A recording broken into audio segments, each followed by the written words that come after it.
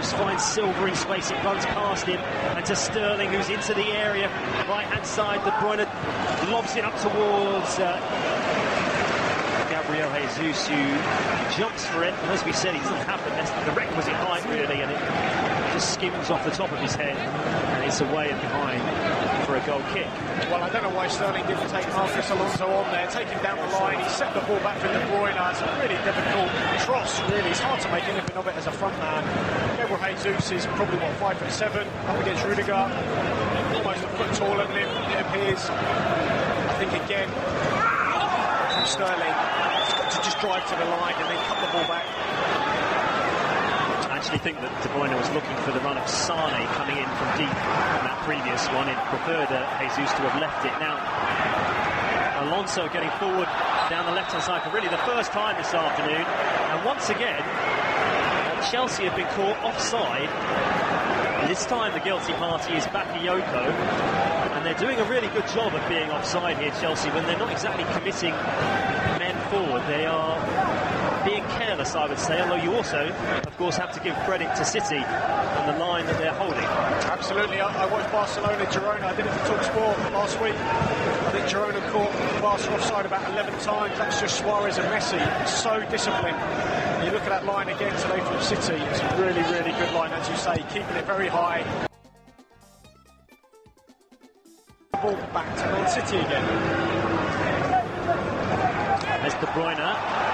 And he's been dispossessed by a firm, robust but fair challenge by Bakayoko, and perhaps a chance to break. First time in a long time for Chelsea. Willian with the ball. Oh, he had two men on the right-hand side, and his pass was too close to Delph, who could cut it out. Chelsea still have it. Rudiger, he's forced to go back inside his own half to Christensen. Oh, his pass was read by Sane, who lunged towards it and couldn't get there. Chelsea could have been in trouble if he did.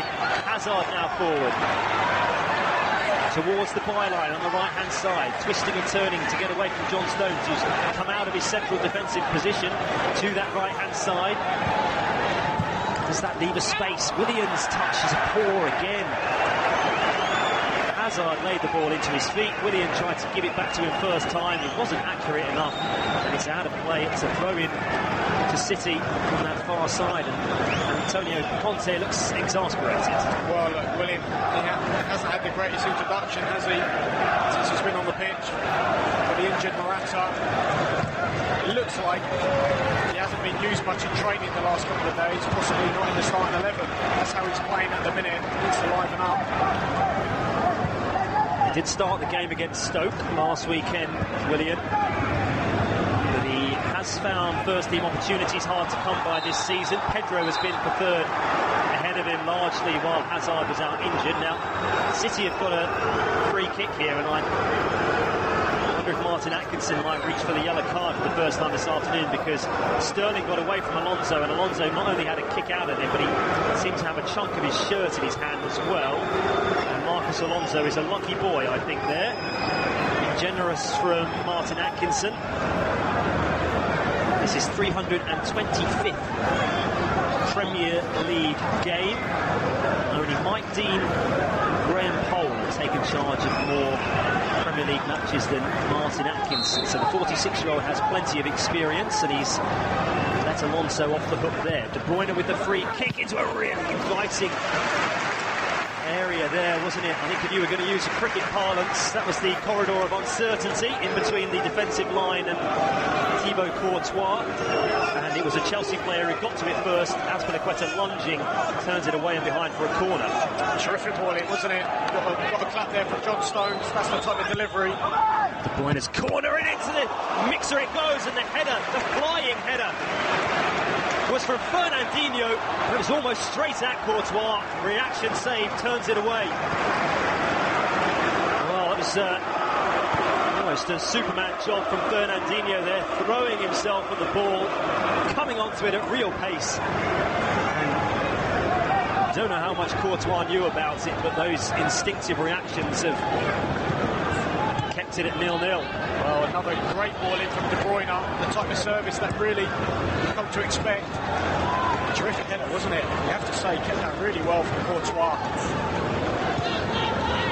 45 minutes on the watch. We'll wait to see how much added on time there will be. 2 minutes is the answer. Still, City pour forward. Silva waltzes across the pitch with the ball attached to his left boot, plays it into the feet of Gabriel Jesus, who's struggled to really make an impact on this game so far. I think his manager might want more from him in the second period. And then Willian wins his side a free kick deep in the defensive area for Chelsea, and they'll be glad to just get themselves out of this and get through to half-time. We see a replay of the header. He threw himself towards it, Fernandinho. It was around about chest height, and Courtois didn't really have to move too far, just reached out to his left and palmed it away. Here comes Chelsea forward with a minute of added on time to go. It's Willian, although he's going the wrong direction at the moment. And I think Sterling has won City the throw-in inside their own half. We may be seeing the end of the action in this first period. David. Well, Williams made that run into that left-back area. Wasn't really on, a difficult ball to get hold of, and then forced backwards. It's plenty of thinking for Conte to do at half-time. And just talking about Gabriel Jesus there, he is outnumbered 3 against 1, really. Up top, playing through the middle. It just seems like he needs a bit of physical help up there. You know, it's a hard job for him. I've been there. I've been a lone front man. When you're small, it's very, very difficult. As soon as he receives the feet, he's getting pressed. Cahill, Azpilicueta, they're pressing him. Christensen, it's very difficult for him to retain the ball. Well, they're 3 very physically imposing specimens: Andreas Christensen, Antonio Rudiger, and Gary Cahill. We've had the 2 extra minutes now. Martin Atkinson looks at his watch again. Chelsea have a throw on the far side. You get the impression it's one of these moments where as soon as the ball comes in fact Martin Atkinson says enough is enough. And the first half, it's been pulsating, it's been enthralling, it's been exciting, it's had everything you might expect from a clash between these two teams in such fine form. City have been dominant, they've created one great chance each. Alvaro Morata, who's since gone off for Chelsea, heading wide, and Fernandinho's header saved well by Courtois from a corner. But at the break, we're yet to have a breakthrough. It's Chelsea 0, Manchester City 0. Premier League football is a truly global game, and TalkSport is the global audio partner of the Barclays Premier League. It's a massive goal! With live commentary of all 380 matches this season, available at TalkSport.com in English, Spanish or Mandarin every weekend. What a goal! What a fantastic strike! The event horizon of world-class football. Visit TalkSport.com to find out more. If you're outside the UK and Ireland, we've got you covered. 1-2 between Robertson and Mane. Didn't quite work out, but he ricochets to Mane, who does score a slice of fortune, but he needs no second invitation. Mane on target for Liverpool. TalkSport's international service covers every Premier League match live. At the near post, it's a deep one. Morgan, 2-0. It's Maguire. Morgan and Maguire at the back post. Maguire scores the goal that Leicester have been threatening for quite some time. Full commentary, pre- and post-match analysis, and goals as they go in from every single Premier League match. In towards the area, breaks back to Sterling. And Raheem Sterling has volleyed the ball home from close range. Hear goals as they go in from around the grounds during our featured commentary match. Nodded away, only as far as Capoue. On the volley, Capoue! Oh, what a strike! Newly introduced Capoue doubles Watford's advantage here at the Vitality. Every game is covered. Now Robson Kanu gets a looking break of the ball. Steps inside the box. Could this be 1-0? It is! And the substitute, Robson Kanu, breaks the deadlock. Get involved in debates, ask in-game questions to our commentary team, and get goal updates with @TalkSport Live on Twitter. Here's Martial, the substitutes. Martial looking for Manchester United's 4th goal. Comes inside and does by Manchester United's 4th. They are producing something really special in the second half here. This is Premier League Live. Pedro Marcus Alonso propels forward. Batshuayi's in the middle, but he didn't need him. Alonso scored again, and Chelsea are back in front. A second goal of the game from Marcus Marcus Alonso against the run of play. He is Chelsea's hero. Kick-by-kick commentary, expert opinion, international coverage of the world's most exciting football league. Premier League Live. Brought to you by TalkSport Live. The TalkSport £1 million predictor game involves the two things in life you love the most. Football and money. Exactly predict 10 or more Premier League scores and win £1 million sterling. The TalkSport £1 million predictor game. Register now at talksport.com/predictor and play for free throughout the season. Win £1 million sterling. £1 million. Players must be 18 or over. See talksport.com/predictor for full conditions. Well, welcome to TalkSport's coverage of Manchester City. Trip to Stamford Bridge to take on Chelsea. I'm your host, Ian Williams. At half-time, Chelsea 0, Manchester City 0. Two of the teams in top form and the top of the table, producing a really wonderful encounter tactically, and in terms of the quality of the play, it has been excellent. Now, of course, this is the late game in the Premier League today, so we've had lots of other things to talk about, but main things in this game, Alvaro Morata has gone off at half-time. Looked like a hamstring injury. He had the best chance for Chelsea, a header that went just wide. And there's been plenty of other chances and half chances as well to enjoy. And City not messing, they're on their bike again. De Bruyne slides it to Sterling! Right across goal. Jesus and Silva both in there. Neither could get on the end of it. It would have been a tap-in. To Silva, to Sane, tries to slip it inside to Silva, is in the area. Gets the shot away from a tight angle, and Courtois has to beat it away at his near post. Super, wasn't it, there from Sane and Silva? Great link up. Terrific ball in, wasn't it? Got a clap there from John Stones. That's the type of delivery. De Bruyne's corner, and into the mixer it goes, and the header, the flying header, was from Fernandinho. It was almost straight at Courtois. Reaction save, turns it away. Well, it was almost a Superman job from Fernandinho there, throwing himself at the ball. So it's been top quality start for City. A bit to go, top of the table. They will have to win, though, to do so, because, of course, we've had all those earlier games, and one of the other teams who are absolutely flying at the moment, Manchester United, coming up against winless Crystal Palace at Old Trafford, and the scoreline, it's a big one, but it's probably not a surprising one. It ended 4-0 to Manchester United, so they've gone top of the table for now, at least.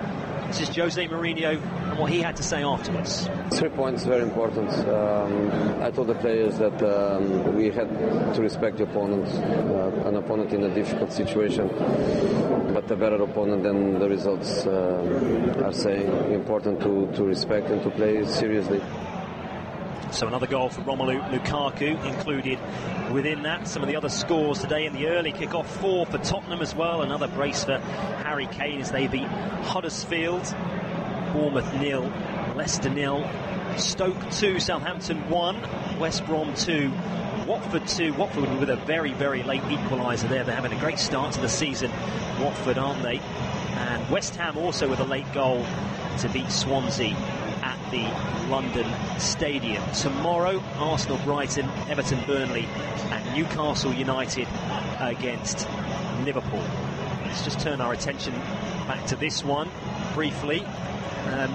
No goals as yet, David Connolly. We could talk about the chances individually, but perhaps the main moments of the half, you could argue, is the disappearance of Alvaro Morata. Looked to be a hamstring injury, and he's been replaced by Willian. So Chelsea at the moment don't really have anyone playing up front. No, they don't. I mean, I can understand why Conte has brought Willian on, because they've just lacked pace to keep up. You know, they're playing so deep. We have spoken about it, but City in their 4-3-3 are just pushing Chelsea, that back three, into a back five. It just means Chelsea are overloaded in midfield as well. too many spaces, and when they do win it, they've got such a long way to go on the counter-attack. Although they have looked dangerous, there's too far for them to go, and really they've lacked pace to get up and support Hazard. They need more speed on the pitch. Look, Pedro's on the bench, he has brought Willian on, Morata's a blow, but for Man City, just need to do more with the ball. They have done mostly so far this season, just not tonight. Raheem Sterling, Sane out wide, just haven't done enough with it, although they have completely dominated this game so far. So we're lacking in goals. We were hoping we'd have plenty of those given the scoring form of these two teams. But two things we were expecting and which have come to fruition are one, that it's an intriguing tactical battle, and two, that City have been the team on top, as you say, and have been playing some quite exquisite football. What I have, look, he's done something that I have seen him do before, and a lot of viewers and people who love their football will know that the fullbacks invert, almost play in midfield to try and overload the opposition. They've done that very well, and you'd have to say Fabian Delph has been outstanding. You'd arguably say he's been the player of the game so far. Terrific little link up. He's looked really bright.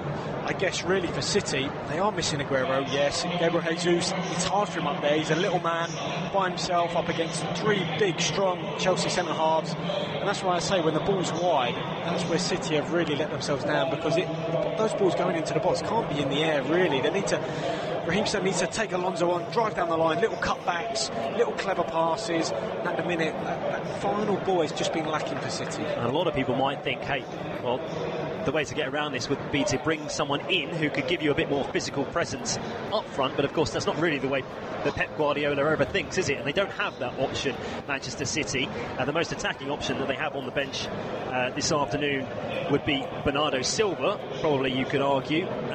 Another sort of small, industrious, skillful player on the ball, but he's quite happy to play that way, isn't he? He'll have faith in his tactics and the way he wants it done, that they will be able to find the breakthrough at some point. Well, a lot will rest on the likes of Kevin De Bruyne and David Silva, who have looked, the most likely so far today. De Bruyne, his first delivery in the box was poor, but since then his deliveries have been really good, and City, they're very dangerous at set pieces. So, look, I'm sure Pep will be saying, more of the same. For me, he's got his tactics. We spoke about this at the start of the show. That 4-3-3 I felt was the right call, and it has proved so far. It's just whether they can turn all this possession, which was levelled at them last season, into goals. They have done it so far this season, but not today. So no Aguero, we knew that before the match. Now no Morata. No goals either. Will that change after the break? 0-0 at half-time. You're listening to Premier League Live. Premier League football is a truly global game, and TalkSport is the global audio partner of the Barclays Premier League. It's a massive goal! With live commentary of all 380 matches this season, available at TalkSport.com in English, Spanish or Mandarin every weekend. What a goal! What a fantastic strike! The event horizon of world-class football. Visit TalkSport.com to find out more. If you're outside the UK and Ireland, we've got you covered. 1-2 between Robertson and Mane. Didn't quite work out, but he ricochets to Mane, who does score a slice of fortune, but he needs no second invitation. Mane on target for Liverpool. TalkSport's international service covers every Premier League match live. At the near post, it's a deep one. Morgan, 2-0. It's Maguire. Morgan and Maguire at the back post. Maguire scores the goal that Leicester have been threatening for quite some time. Full commentary, pre- and post-match analysis, and goals as they go in from every single Premier League match. In towards the area, breaks back to Sterling. And Raheem Sterling has volleyed the ball home from close range. Hear goals as they go in from around the grounds during our featured commentary match. Nodded away, only as far as Capoue. On the volley, Capoue! Oh, what a strike! Newly introduced Capoue doubles Watford's advantage here at the Vitality. Every game is covered. Now Robson Kanu gets a looking break for the ball. Stumped inside the box. Could this be 1-0? It is! And the substitute, Robson Kanu, breaks the deadlock. Get involved in debates, ask in-game questions to our commentary team, and get goal updates with @TalkSport Live on Twitter. Here's Martial, the substitute. Martial looking for Manchester United's fourth goal. Comes inside and does by Manchester United's fourth. They are producing something really special in the second half here. This is Premier League Live. Pedro Marcos Alonso to furthest forward. Batshuayi's in the middle, but he didn't need him. Alonso scored again, and Chelsea are back in front. A second goal of the game from Marcos Alonso against the run of play. He is Chelsea's hero. Kick-by-kick commentary, expert opinion, international coverage of the world's most exciting football league. Premier League Live, brought to you by TalkSport Live. The TalkSport £1 million predictor game involves the two things in life you love the most. Football and money. Exactly predict 10 or more Premier League scores and win £1 million sterling. The TalkSport £1 million predictor game. Register now at talksport.com/predictor and play for free throughout the season. Win £1 million sterling. £1 million. Players must be 18 or over. See talksport.com/predictor for full conditions. Welcome to TalkSport's coverage of Chelsea against Manchester City from Stamford Bridge. I'm your host, Ian Williams. Alongside me is the former West Ham, Leicester City and Feyenoord striker David Connolly. You are listening to Premier League Live. 1-0 at the break. Not for want of trying from either side as Chelsea make their way back out onto the Stamford Bridge turf for a warm round of applause from the home fans. City was bossing the early stages though. We know that Chelsea have had to make one change, Morata off, injured, Willian on. David Connolly, you've been saying at the break that you think it's unlikely Antonio Conte can leave it this way for too much longer. Well, look, we know this is how Chelsea sometimes like to play against these teams, playing on the counter. I just feel that the possession that City have, they will make Chelsea pay. Conte, look, he looks a bit pained there, doesn't he? He knows if they keep playing like this, they're going to concede. And this is obviously about Aguero. Really needs to change something, whether Rudiger will come off and go to a 4 at the back and almost map City up. I'm not sure. I just feel if it continues like this, it's going to flip. I don't know whether Antonio Conte is much of a poker player, but you get the feeling it might be stick or twist in this game. Does he leave it as it is and take his chances against red-hot Manchester City? Or does he roll the dice, make a change and try and influence things? That reaction from the crowd will tell you that City are making their way back out onto the pitch. Fernandinho is getting some last words of advice and encouragement from his coach, who has gone for the relaxed look this afternoon with the trainers and the hoodie. Pep Guardiola still manages to look good in pretty much anything he wears. Well, he's just missing a skateboard, really. That's about it. Antonio Conte, of course, as the Italian counterpoint, is suited and booted this afternoon. It doesn't look like there will be any further changes. Michy Batshuayi was out warming up for Chelsea at the break. So apart from that Morata substitution, as we were, we'll run you through the two teams in form when we get a moment. Back and underway. Chelsea all in blue, or certainly blue shirts, shorts and white socks. They're attacking from left to right in the second half. Manchester City in the change strip, this kind of army purple colour. And they go from right to left, and down the left-hand side they go for now. Leroy Sané. Out comes Rudiger with a sliding challenge, puts the ball out of play. It's going to be a throw in to City, and Fabian Delph, playing left back this afternoon, will take it. Almost level with the edge of the penalty area. Jesus tries to turn it inside for Sané, who was coming in from deep. It's been cleared long towards Otamendi. Let's try and give you the teams. So it's a hair and scare on stuff at Stamford Bridge in the first half. Hardly a room to breathe at any point. But Courtois in goal, the back three for Chelsea. Christensen, Cahill and Rudiger.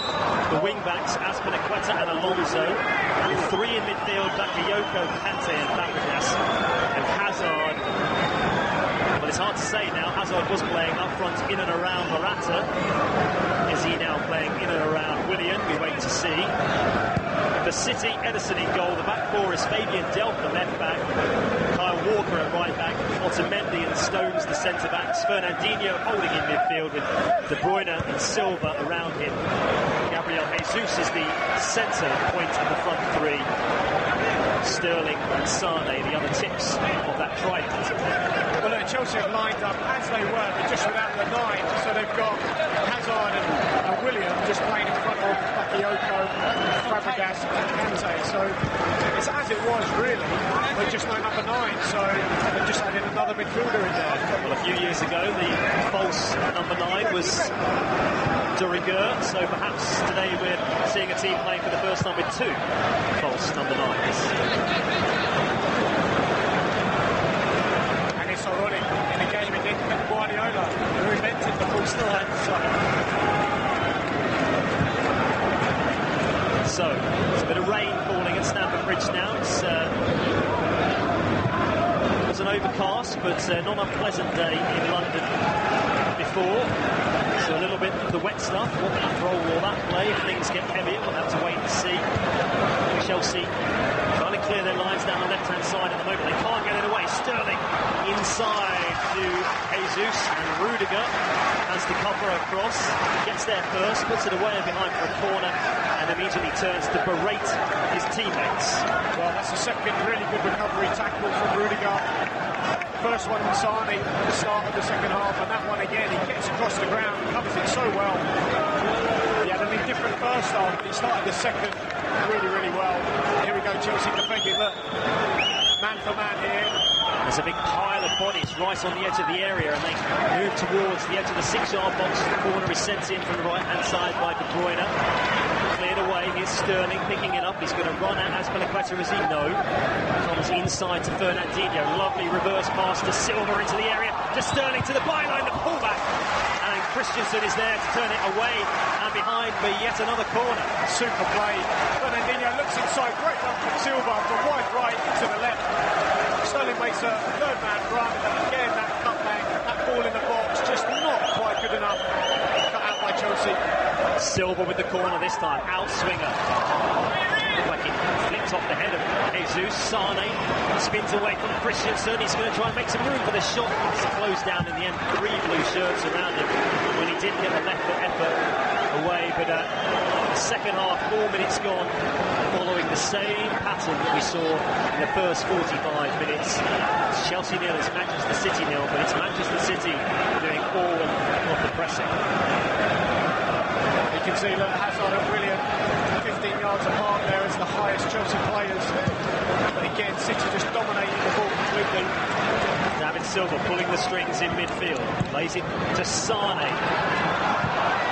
And one change that City have made is that Leroy Sane has started out on the right-hand side in this second period with Sterling down the left. So they've done a switch at half-time. It just seemed like Sterling was never comfortable driving to the line, you know, whether he's on the left and then he can duck inside and get his shots off. Might be a bit more of a goal threat playing on the left. Well, remember that Chelsea were held at home 0-0 by Arsenal in their last league game at Stamford Bridge. And it was Arsenal who had the better of that encounter as well. And if Chelsea failed to score this afternoon, consecutive home matches in the Premier League with a blank for the first time since November 2012, so almost 5 years. Conte is on the touchline, barking instructions. Guardiola's out there patrolling as well. Last season, the first time that these two men have come up against each other in a managerial capacity, as Jesus tries to break into the area now. Is he blocked off by Andreas Christensen? I think Jesus just reacted quicker as the ball was played in. And Christensen knew he was going to be away if he didn't get something on him. Down went Jesus. No free kick. David Conte. Well, that would have been a penalty. Great no-touch turn from Jesus. Let the ball run. Christensen got across. Well, to me, it did block him off. That would have been a penalty. Tough one. Martin Atkinson to give. Terrific turn from Jesus.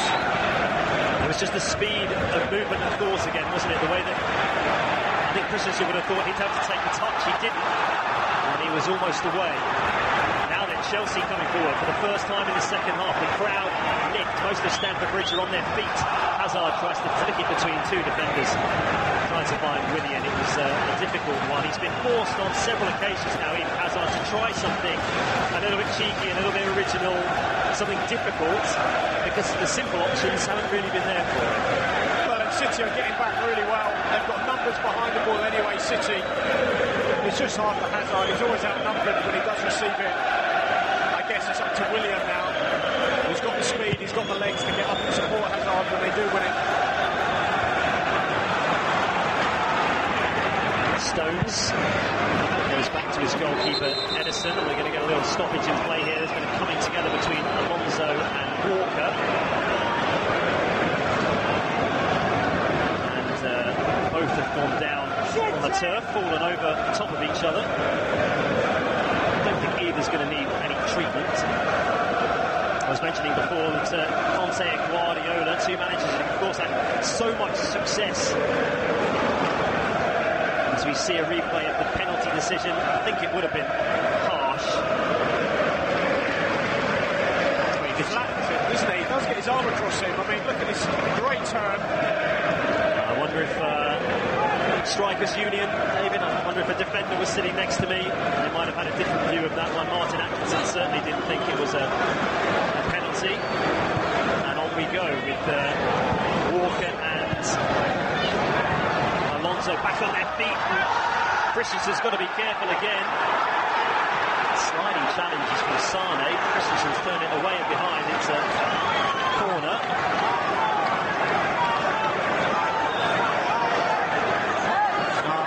I thought there might have been a push on Alonso and Sane there, but again he just gets his arm across, puts Sane off slightly. Sane goes down on a half appeal, but I think he was making the most of it. Corner, De Bruyne, in it goes. It's going to come to Sterling on the edge of the area, unmarked! Raheem Sterling chested it down and blazed it over the crossbar. Oh, wonderful opportunity. Everyone misses the ball. The corner that comes in, Raheem Sterling, left-hand side of the box, pops up off his chest. He's got to keep that down. Sort of paintbrush volley style. Hits it over the bar. Another poor piece of end product really from Raheem Sterling. Hasn't quite been his day today, so far anyway. Well, we said in the first half, 5 goals in his last 4 Premier League appearances for Raheem Sterling. There was a chance for another one. Again though, it's that pressure, isn't it, just building all the time, this Chelsea defence. You think, can it hold out? Can it sustain this clean sheet? Looks unlikely at the minute, I have to say. And you worry for Chelsea as well as the game goes on. Of course, those people, the defenders at the back, are going to get tired. There's more space. Mistakes can come.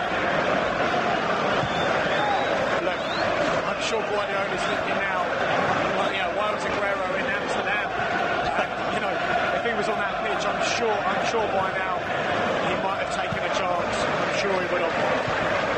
55 minutes gone, it's still 0-0. Pep Guardiola said in his press conference that he was quite happy for players to do what they wanted on days off. He wants them to have fun, he wants them to have a life. You wonder what he was really thinking inside. Here comes Sterling again, down the left-hand side of the area. Christensen blocks the cross. Second effort by Sterling. Cannons of a defender back to Silva, who miskicks his effort on goal. And in the end, Chelsea just happy to whack it anywhere out of play, throw into City on the near side. Well, really good play again, but you just saw Leroy Sané very, very slight at the back post there, just saying, get your eyes up. He's saying, get your chin up, have a look for me. He was in at the back post again. Raheem Sterling didn't get his head up. If it had dinked it to the far post, Sané was in. Well, Sané is in red-hot goal-scoring form as well. He has 5 for City this season in all competitions, 3 in the Premier League.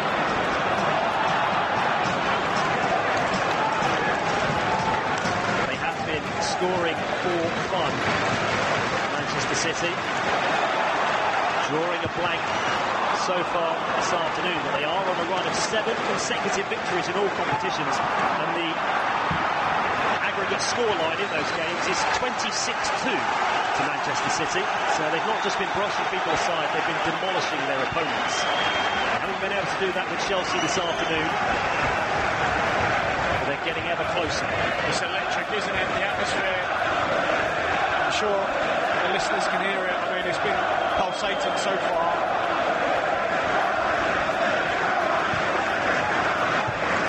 Once more, City in possession of the football. Otamendi finds Sterling, who looked for Fabian Delph, who was on the overlap. We've not seen as much of Delph in the second half as we did in the first. There he was trying to get forward for the first time. Here he is now, just can't control the ball as it's sent towards him. It's a bit too high for him, really. He had to stretch out.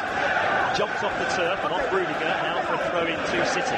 You'd have to say Delph and Silva have worked really well in tandem, haven't they? Both really bright, clever players, left foot up, both of them comfortable on the ball, just seem to link up really, really well.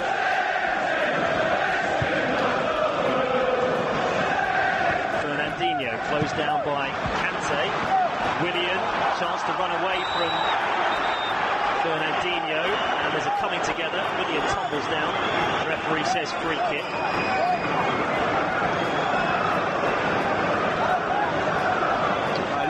Actually tripping over his own feet there. No, I think it was. I thought that the contact was with the shoulders as they came together that had brought them down. But actually, I think as Fernandinho kind of bounced off Willian, I think his foot did clip the ankle of Willian.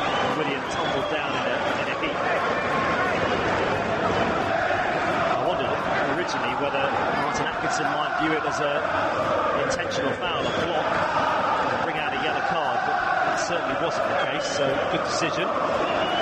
Well, look, he's a player you cannot let get into his stride. Willian, he is so quick. I'm sure City realise that now. They've got a different threat on the pitch. Chelsea, that speed, they can counter much more quicker now. Obviously, Morata's off, which is a blow, but Willian just gives them that extra speed going forward in midfield. I always think with Willian, it's the pace that his legs seem to move at. When you watch them, they're almost like a blur, one of those cartoon blurs. They're just going round in a circle, like two pistons pumping away. Trying to link up with his other false number 9, Hazard, from this throw-in on the near side, midway inside the City half. Chelsea have got themselves up the field, and it's not often we've been able to say that in the second half. Alonso, off the left wing-back, controls the ball. And then thought he'd want to throw in off Kyle Walker, but the officials have said it's the other way round. It's a throw in to City in their right back slot, which Walker will take, bounces the ball a couple of times, 2, 3, steals about 7 and 8 yards, and then throws it down the line. Is Cahill suddenly finding himself away from his usual defensive position, and Chelsea likewise. Hazard, is he brought down? Yes, says Martin Atkinson. Fernandinho says he won the ball. And this time I think we might see the first yellow card.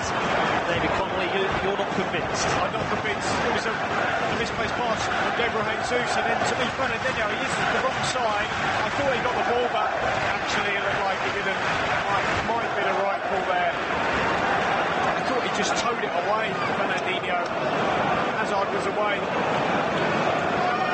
There we go. I think he let him off, didn't he, with the earlier one on Willian. There was no way he was going to let him away with that. This should be interesting because obviously Alonso, we've seen what he can do on free kicks from this sort of area, but to me it is a right footer when it's Willian. Willian and Fabregas over the ball.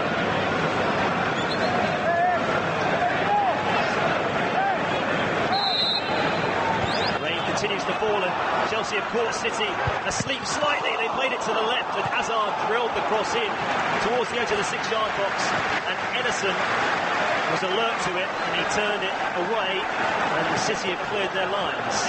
Well, that's the second time now. Chelsea did that in the first half when City switched off and Morata was in. Did it again. Leroy Sané completely switched off. Can't leave Eden Hazard unmarked left inside of the box. In the end, it's a good save from Ederson, just palmed it away. The City players were so convinced, obviously, that Chelsea were going to shoot from the free kick, and they were just busy lining up the wall and wondering perhaps alerts where their position should be. They weren't alert to the fact that Chelsea took the free kick quickly, and Hazard found himself in some space. It's a wonderful back heel from Willian into the path. Kante, who tries to play Hazard in. And once again, Chelsea are caught offside by this very well marshalled rearguard for Manchester City. Nearly 62 minutes gone. Still 0-0. A goal in this match does somehow feel almost inevitable, though. Well, it's an enthralling encounter, but Rudiger again, what a great tackle. He's had a terrific second half. Silva.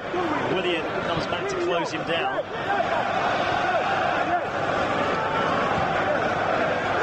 11 men behind the ball for Chelsea. Eden Hazard is the one staying furthest forward.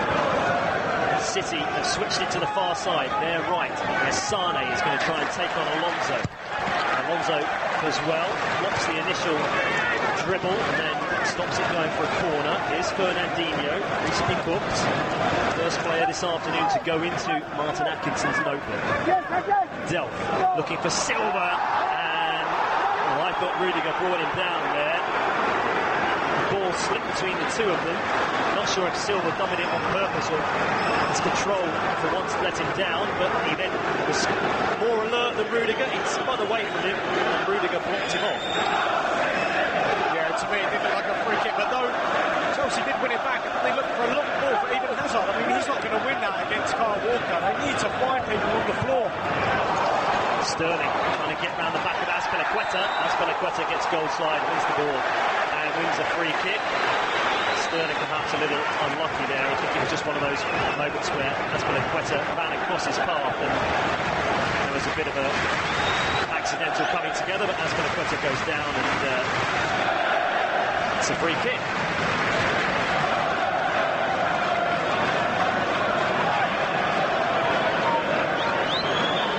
Cesar Azpilicueta operating as a right wing back this afternoon. He's been obviously normally part of the back three for Chelsea. He's had a great season in terms of creating for the champions. 4 assists to his name coming into this game. Only 2 players had more. That's Henrik Mkhitaryan and David Silva. Now, the offside flag is up again. It's up again against Chelsea, and I think this must be driving Antonio Conte fussy on the touchline. Well, I mean, what it does, it just gives the ball straight back to the opposition. And obviously, you just saw the possession stats popped up again, almost identical to the first half. De Bruyne across from the right-hand side, looking for the run of Jesus across the edge of the 6-yard box towards the front post. I think he had just about got in front of his man. He might even have got something on it, but the effort in the end was comfortable enough for Courtois. The big Belgian again just pops one long downfield. It's one bounce into the arms of Ederson, and I think we can hear the first disgruntled moans from the home fans who are not happy. Well, I hate to say I told you so, but you could just see this pattern continuing. To me, it had to change something, if not half-time, but at least now an hour's gone. He's got to change something, Conte, whether he matches City up. Oh, an exquisite ball to find Sterling, lays it into the area to Silva, coming onto it, Alonso with the block. Another great chance for Manchester City. You have to say at the same time it was very good defending by Marcos Alonso. Here come the men in purple again into the middle. Jesus' little layoff looking for Silva, and he's played it just behind the Spaniard. And now I think Hazard's going to be offside again, and he doesn't even want to chase that long ball forward. Turns away in disgust. And here comes the change. David, you're absolutely right. Antonio Conte has seen enough. Well, look, City just look sensational, I have to say. They are so close at the minute. It's just not quite falling for them, but brilliant play again from the back to the front.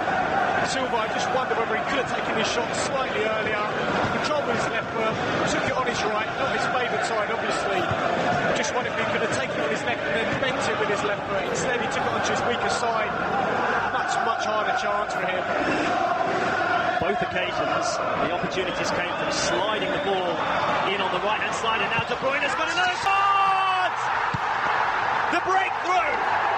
Kevin De Bruyne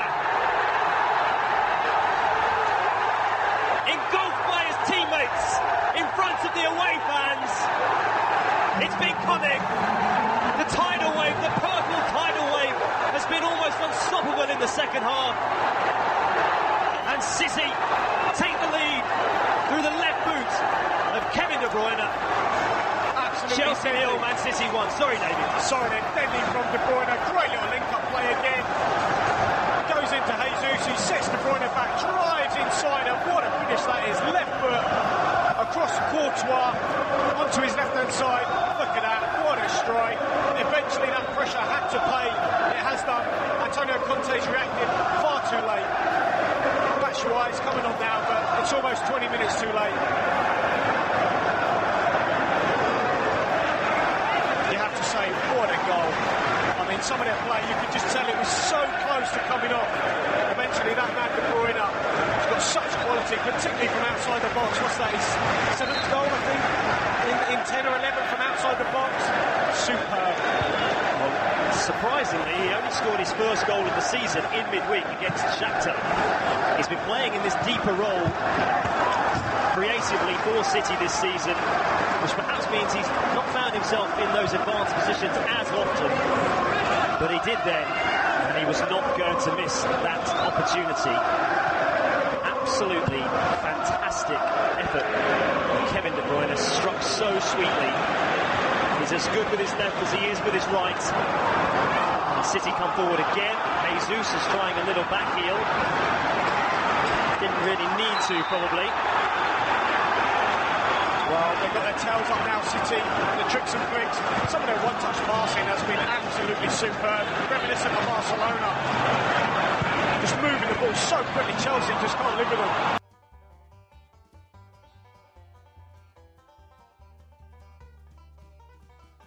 Hazard, Fabregas and Kante, they've been pushed so far back in this second period. We're going to have a double change, which is probably why we've had the delay, because Pedro is now stripped as well.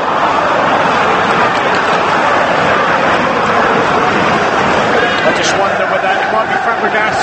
They just lack the legs, they lack energy. I just wonder whether he might be sacrificed. I said at the start of the show, Pedro, for me, has contributed so much to this team. To have him on the bench, I mean, it was a defensive setup, and it just hasn't worked so far.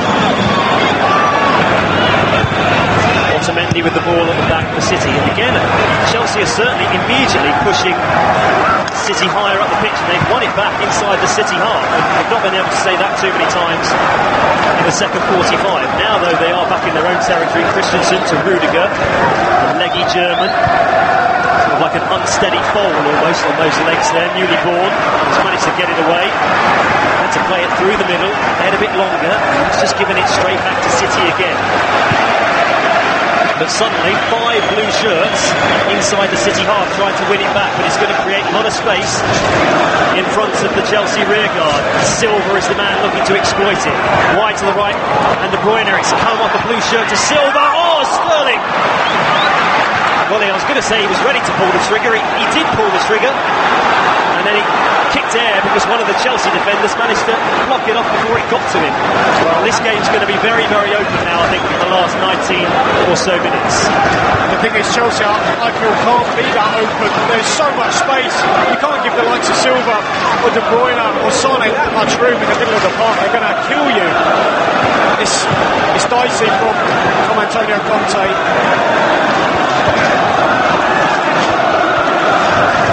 I tell you what, sorry, I was just going to say that the quality on show today has just been absolutely superb, sensational. The way these players can handle the ball and manoeuvre it has just been absolutely fantastic to see.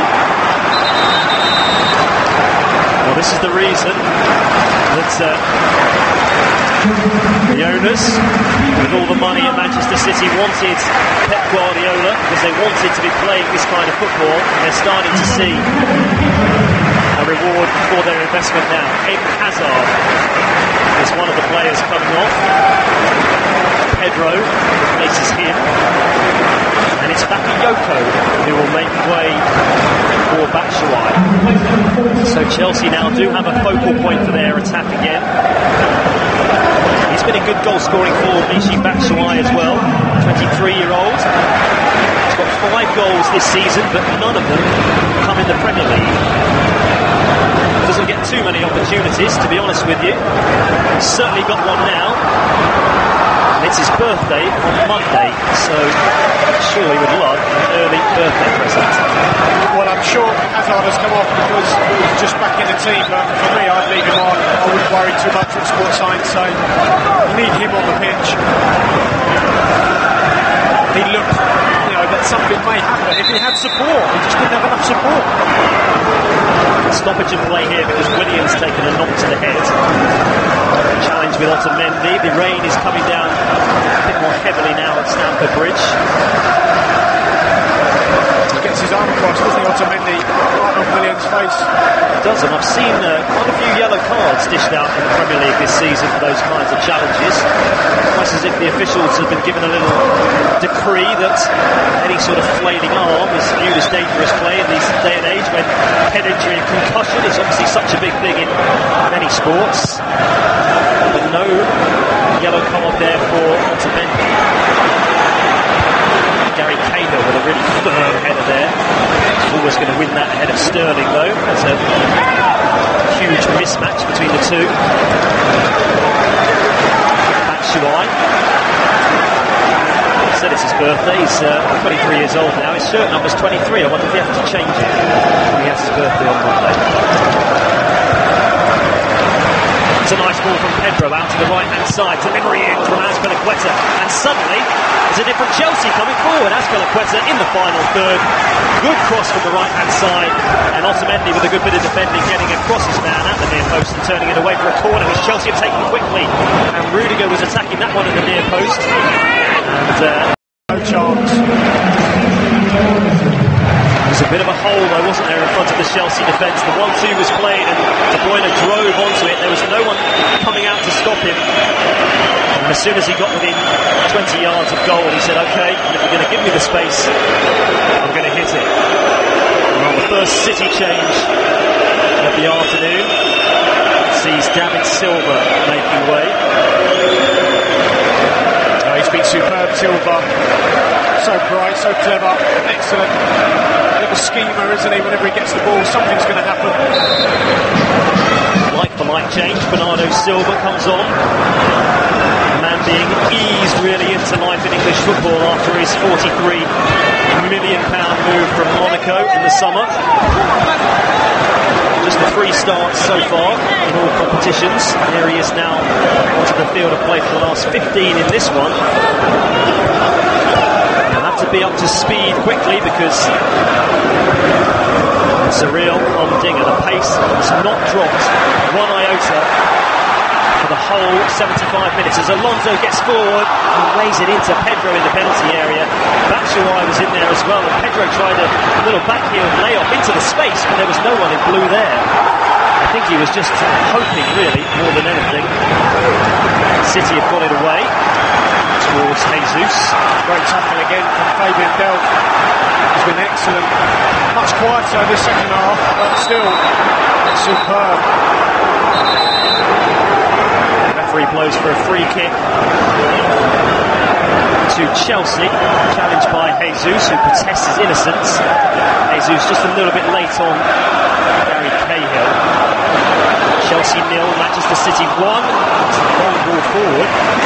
Almost fine to Pedro. We've been saying how the direct balls have not really been working for Chelsea, but that one almost dropped kindly for the Spaniards. Couldn't quite kill it the way he wants it. Now Sane goes down. He wants a free kick. Not given.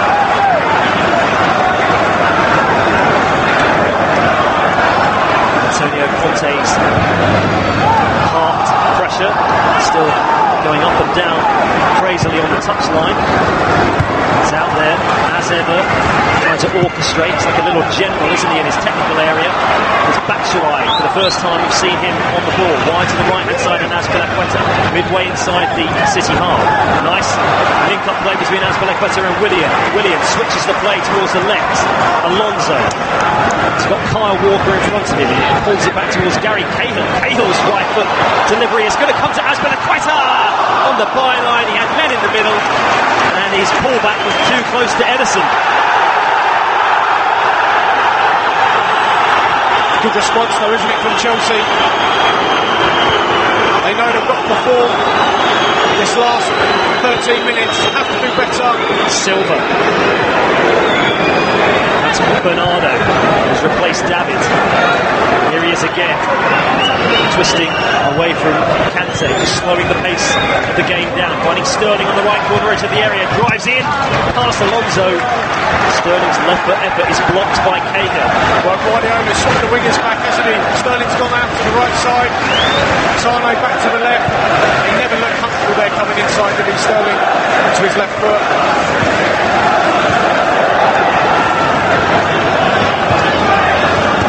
Stones to Walker. City happy now to keep possession inside their own half. Stones across to Otamendi. Gives it back to his own goalkeeper. There's a definite increase in the amount of keep ball that City are doing. And they're pulling Chelsea upfield and they're trying to exploit the space just in front of the Chelsea rear guard. De Bruyne's ball through the legs of the defender in front of him almost finds its way through to Sane. Chelsea had it back for all of 2 seconds. They give it away again. Oh, they're getting pulled all over the place at the minute, Chelsea. They're trying to press high but leaving too many gaps. Dino into Silva. It's ball to De Bruyne. Not quite good enough. Chelsea trying to play out from deep, but City are still pushing them high upfield. Silva and Sterling closing down Alonso into Fabregas. Fabregas is pulled back towards Cahill, but Cahill's got Jesus all over him as soon as it's played back to him. 11 minutes to go. Fabregas, to me, he's got to turn out and try and play forward there. He puts Gary Cahill in all sorts of trouble. I just expect more from Fabregas. I'm sure Antonio Conte would as well. He's been very quiet today. Still Chelsea lead by 1 goal to nil. Kevin De Bruyne with the only strike of the game in the 66th minute. And again, there's just no room to breathe. As soon as Chelsea win a free kick, they're taking it. There's no pause, there's no respite. And then when they lose the ball like that, on halfway, off goes City. Jesus won it back, gives it to Sane. Here's De Bruyne to Walker. And now again, City just happy to go back and keep hold of the ball. John Stones back to his goalkeeper. Boos from the home fans. But if the opposition haven't got the ball, can't hurt you, David. Well, what City want, they want Chelsea to come onto them just so they can find Bernardo Silva and De Bruyne in these spaces in midfield. Look at that, Bernardo Silva's in acres really. They just need to work it to him. And then Pedro loses the ball. Silva tries to go round Fabregas. He had men in front of him, he could have tried to find Silva. Fabregas with a good tackle. And then the long ball forward. Crossfield into the channel looking for Willian. It's cut out.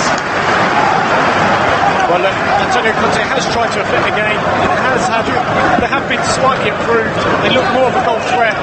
But what they have lost is that protection in front of the back four. Just City look like really they're going to attack them at will. As long as they can bypass this early press like that. Fernandinho's ball forward to Gabriel Jesus. Chelsea win it back. Willian, loose pass. Sane almost takes it. Rudiger has it, but he's got to go back to his goalkeeper. To Fabregas, who's sitting pretty deep now for Chelsea, trying to get on the ball, orchestrate things.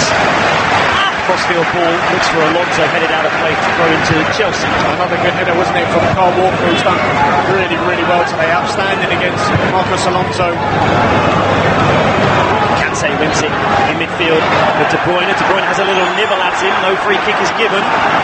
Jesus, Sterling's off and running. Sane as well. Rudiger's got to be careful. Not sure he knew quite how close Sane was behind him then. Didn't get it back to Courtois. Jesus wins the ball up against Fabregas. Wide to Sterling. Right corner is in the area. Oh, tried to feed it into Jesus, who continued his run towards the penalty spot. Chelsea clear it, and then Alonso gives it away. Looked tired there. Bernardinho in and tries a shot. And that's poor. That's a cross goal and out of play. for a goal kick. It's Chelsea 0, Manchester City 1. Going to get another substitution here. Ilkay Gundogan is going to come on. Leroy Sané is the man who is going to make way. He's not happy, Sané. He has moved from wing to wing, and he's almost been a nearly man, same as Raheem Sterling today. Just been fractionally off for both of them. Either the final ball or the run, it just hasn't quite been there for both City wingers. But I'm a big fan of his. He's a terrific player. So Sané departs. Gundogan is on. Just still coming back from that knee ligament injury that kept him out for most of last season. Only started one game this season in the League Cup against West Brom. Managed 59 minutes. He's got, 6 or 7 minutes here this afternoon. Here he is immediately on the ball and laying a wonderful pass out to Sterling on the right-hand side at the far post. Jesus to finish it. Rudiger off the line. Wonderful defending. Jesus must have thought it was going to nestle in the back of the net. It had beaten Courtois. And it's great defending once again from Antonio Rudiger. Getting goal side on the line. He heads it away and behind for a corner. Super ball, wasn't it, from Raheem Sterling? Finally picked out the right pass. And what a volley from Jesus. Terrific header clear though, wasn't it, from Rudiger? Well, he had a bit of a shaky first half, Antonio Rudiger. A couple of times looked a bit wobbly on the ball, unconvincing, and he's been very, very good in the second. Well, look, he's had to defend, hasn't he, this second half and the first, but great recovery header that. Delp bursts away from Azpilicueta. Azpilicueta looks spent there. He almost stumbled to the floor. Delp has continued his run and picks it up again. Once more, they're happy to go back all the way to Otamendi, who goes all the way back to his goalkeeper. I think, Ian, that's a great point. A lot of Chelsea's players look leggy, don't they? Just don't quite have the They didn't have the speed in the first one, but now it looks like the fitness is told. All that running around, they look very, very weary. Kyle Walker down the right-hand side. The ball was heading towards Jesus, and Gundogan stuck out a leg and actually took it off him. Chelsea 0, Manchester City 1. Manchester City looking to go back above their City rivals United to the top of the table. United scored 4 again earlier today. They look in great form, but City look amazing, and here they come forward once more. Delivery to the far post, and Alonso is there. He didn't actually have anyone behind him, but he didn't know that. He's headed it away and behind for a corner, and at the moment, if any side looks more likely to score, it's Manchester City, who are going to get a second. Terrific play, wasn't it, from Bernardo Silva? The only thing you'd say is that thick ball to the back post is not really on with Raheem Sterling against Marcos Alonso. I think Gundogan was on for a cutback. That would have been the better option, but City have just been sensational. I mean, I'm sure Pep Guardiola would say this has been, I would say, despite the 6-0 to 5-0, this has been, for me, the most complete performance of the season. De Bruyne with the corner from the right-hand side, away swinger towards the penalty spot. I think it was Fernandinho who won it. John Stones was up there as well. Guardiola has faced Chelsea 7 times with the manager. He has never managed to win any of them inside normal time, which for a man who's had so much success is an incredible record. Chelsea certainly is bogey team. Is he about to overcome that this afternoon? Chelsea have barely threatened, barely seen Batshuayi since he came on as a substitute. Williams just giving it away inside his own half. And the pink wave, the purple wave, comes pouring forward again into the Chelsea penalty area. And this time Chelsea managed to smuggle it away. Here's William, still inside his own half. He's got Gundogan. Swarthy figure, the dark hair and the beard as well in front of him. He goes back, and there's a long ball forward looking for Batshuayi, and Edison's out of his area, chesting it down. Batshuayi half appeal for handball, and then Edison just knocks it out of play for a Chelsea throw. Well, we saw Edison do that against Liverpool. He sweeps up really well, plays as a sort of half goalkeeper, half defender, really. I mean, look, as Pep likes to say, his goalkeeper is just a player with gloves on. He sweeps up ever so well. If you're talking English pounds, he's the most expensive goalkeeper ever. If you're talking euros, he's second behind Gianluigi Buffon. But what is for certain is that he hasn't conceded a goal in a match, Edison, since August the 26th, when Charlie Daniels scored past him for Bournemouth. And at the moment, he's heading for another clean sheet. City's rear guard, which was pretty sieve-like last season, has certainly been tightened up by Guardiola over the summer. Perhaps now, though, Chelsea can create their first real opportunity in the second half. Forward down the left-hand side, Alonso gives it to Pedro. Pedro is forced to go backwards to Gary Cahill, who's really now playing as an auxiliary midfielder for Chelsea. Azpilicueta down the right-hand touchline for Willian, and that's a pretty agricultural challenge. Is that Otamendi? Yes. That had a South American feel about that one, Dave. Well, I don't know why Otamendi's got to ground there. There's no need to make that tackle. Willian was going nowhere, right on the side of the pitch. Just going to invite a ball in the box, and obviously he's got a yellow card, and Willian was going absolutely nowhere. Tight to the touchline, he didn't have any space to manoeuvre in, Willian, and Otamendi has just scythed through him with a scissor tackle. Free kick to Chelsea on the right hand side. Fabregas towards the far post, and the header is up and over the top by Christensen, and Manchester City nearly made to pay for Otamendi's indiscretion. Well, it's just reckless from Otamendi. There's no need to do that. They're in the last minute of the game. Gives away a crazy foul out wide, nearly cost them there. Christensen just had it over. Well, he's a big boy, Andreas Christensen, 21 years old. Spent the last 2 seasons on loan at Borussia Mönchengladbach in Germany. He's a very imposing figure, way over 6 foot. He rose very high there. His header was not far away.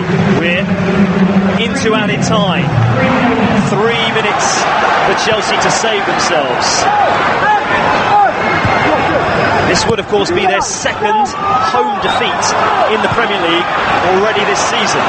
Lost on the opening day to Burnley. Here they come forward. Alonso down the left-hand side. Being forced to check by Kyle Walker. Back to Cahill again. He's done that, hasn't he? Ever so well. Kyle Walker defended Alonso really well. Forced it back again. Stopped that threat out wide for Chelsea. And unlike Otamendi, he didn't recklessly dive in. He stood up. His positional play was very good. He forced Alonso to go back, and Chelsea have been caught offside once more. Pedro and Batshuayi offside, and the ball was out towards the left-hand side of Pedro. So he was the guilty party.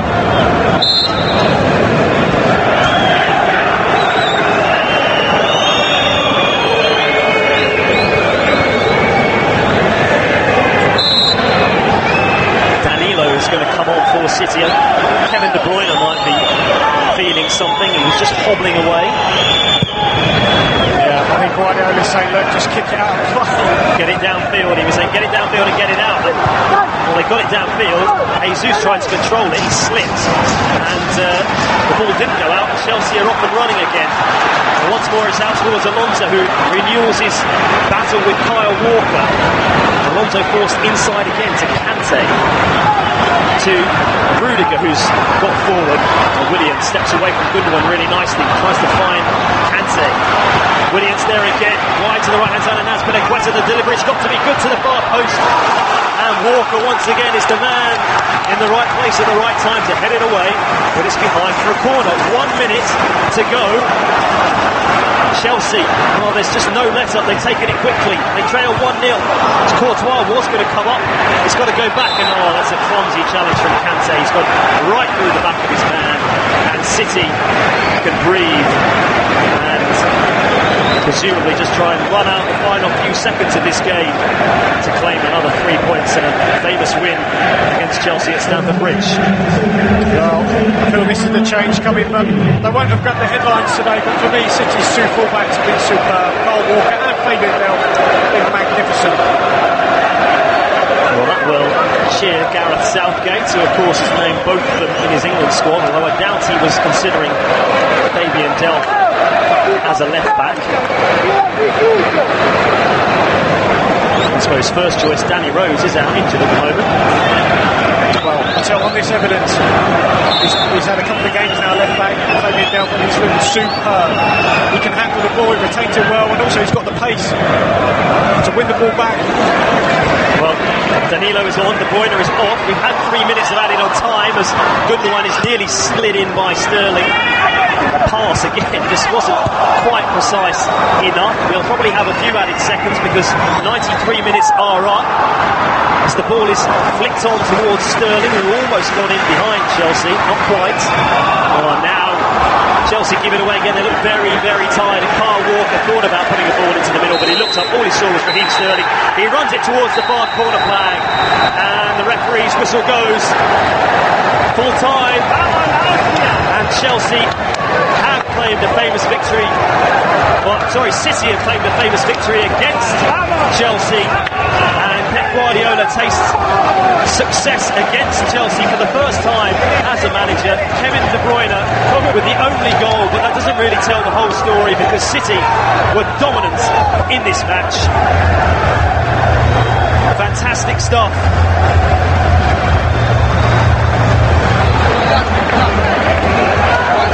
So, final score at Stamford Bridge, Chelsea 0, Manchester City 1.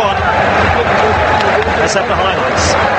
Terrific one, wasn't it? Got a clap there from John Stones, that's the type of delivery. De Bruyne's cornering into the mixer it goes, and the header, the flying header, was from Fernandinho.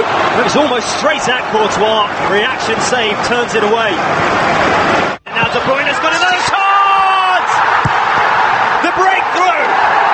Kevin De Bruyne! Engulfed by his teammates in front of the away fans. And City take the lead through the left boot of Kevin De Bruyne. Wonderful pass out to Sterling on the right hand side at the far post. Jesus to finish it. Rudiger off the line. Wonderful defending. Jesus must have thought it was going to nestle in the back of the net. It had beaten Courtois, and it's great defending once again from Antonio Rudiger, getting goal side on the line. So all of the chances really certainly in the second half going the way of Manchester City, who will go top of the table this evening. What stood out for you, David Connolly, amongst all of that amazing, fantastic, wondrous play? It was easy on the eyes, wasn't it? What stood out? Well, look, City were sensational from the first to the last. There's that goal for De Bruyne, a great link-up play with Gabriel Jesus, and what a strike that is. Left-footed across Courtois' left-hand side, terrific goal, and look, they fully deserved that and more. They dominated from the get-go. And Chelsea just didn't have an answer. Antonio Conte, far too defensive in his selection, lacked pace. All the pace was on their bench, really. Obviously, they lost Morata early, but you have to say, City, the two fullbacks were tremendous. Stones, again, was really good at the back. In midfield, with the schemers like Silva and Sane, De Bruyne, they were just tremendous. The only thing you'd say that they didn't quite make the most of it, City, but fully deserved 3 points. No Aguero, of course, which might have made a difference in terms of taking or nailing those chances as they would have wanted to. Do you see a different Manchester City this season? Because they started the last campaign like an absolute house on fire as well, didn't they? And then they kind of came on stuck and teams almost brought them out. But do you see them having a different mentality this season and a different ability to go the distance? Well, look, they've got their two formations settled, either 3 at the back, a 3-4-3 or a 4-3-3. And look, they've scored 6 against Watford, with a 4-3-3. I think they scored 5 against Palace, and today they were exceptional in a 4-3-3, and that's when they don't have Aguero, or one of the other forwards, and they were missing other sort of players, so he's changed it. And in that 4-3-3, they look so comfortable. I mean, he had his 2 fullbacks inverted, overloading Chelsea in midfield, and his 2 wingers pushing Chelsea's wing-backs back. So Chelsea, in fact, rather than playing a 3, they played a 5. It just created so much space for City, and that's what you can't give Man City. You can't give them that amount of space and time. The likes of Silva, De Bruyne, all those schemers who are so good on the ball. You have to get tight to them and deny them that space. And in fact, it was the opposite today. They had far too much. Well, they did certainly have far too much for Chelsea. I wonder what Antonio Conte will make of this and how his side will react again, because that's 2 consecutive blanks at home in the Premier League for Chelsea, against Arsenal and against Manchester City. The first time that's happened for Chelsea in the Premier League since November 2012.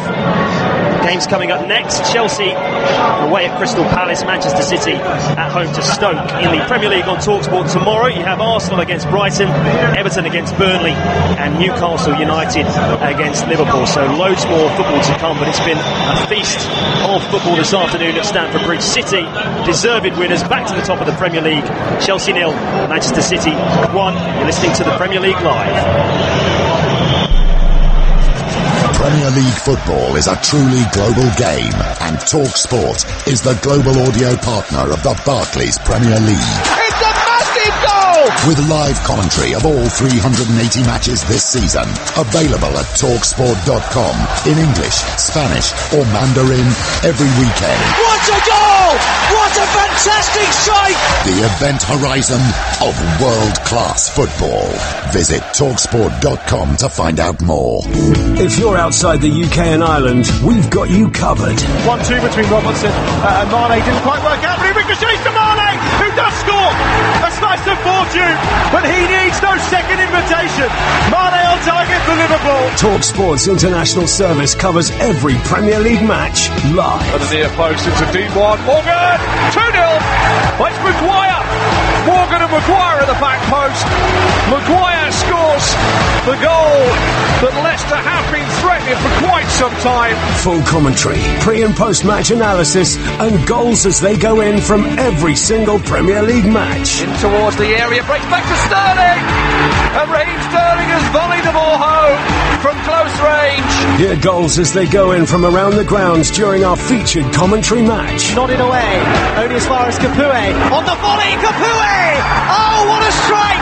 Newly introduced Capoue doubles Watford's advantage here at the Vitality. Every game is covered. Now Robson Kanu gets a looking break of the ball. Stumped inside the box. Could this be 1-0? It is! And the substitute, Robson Kanu, breaks the deadlock. Get involved in debates. Ask in-game questions to our commentary team and get goal updates with @TalkSport Live on Twitter. Here's Martial, the substitute. Martial looking for Manchester United's 4th goal.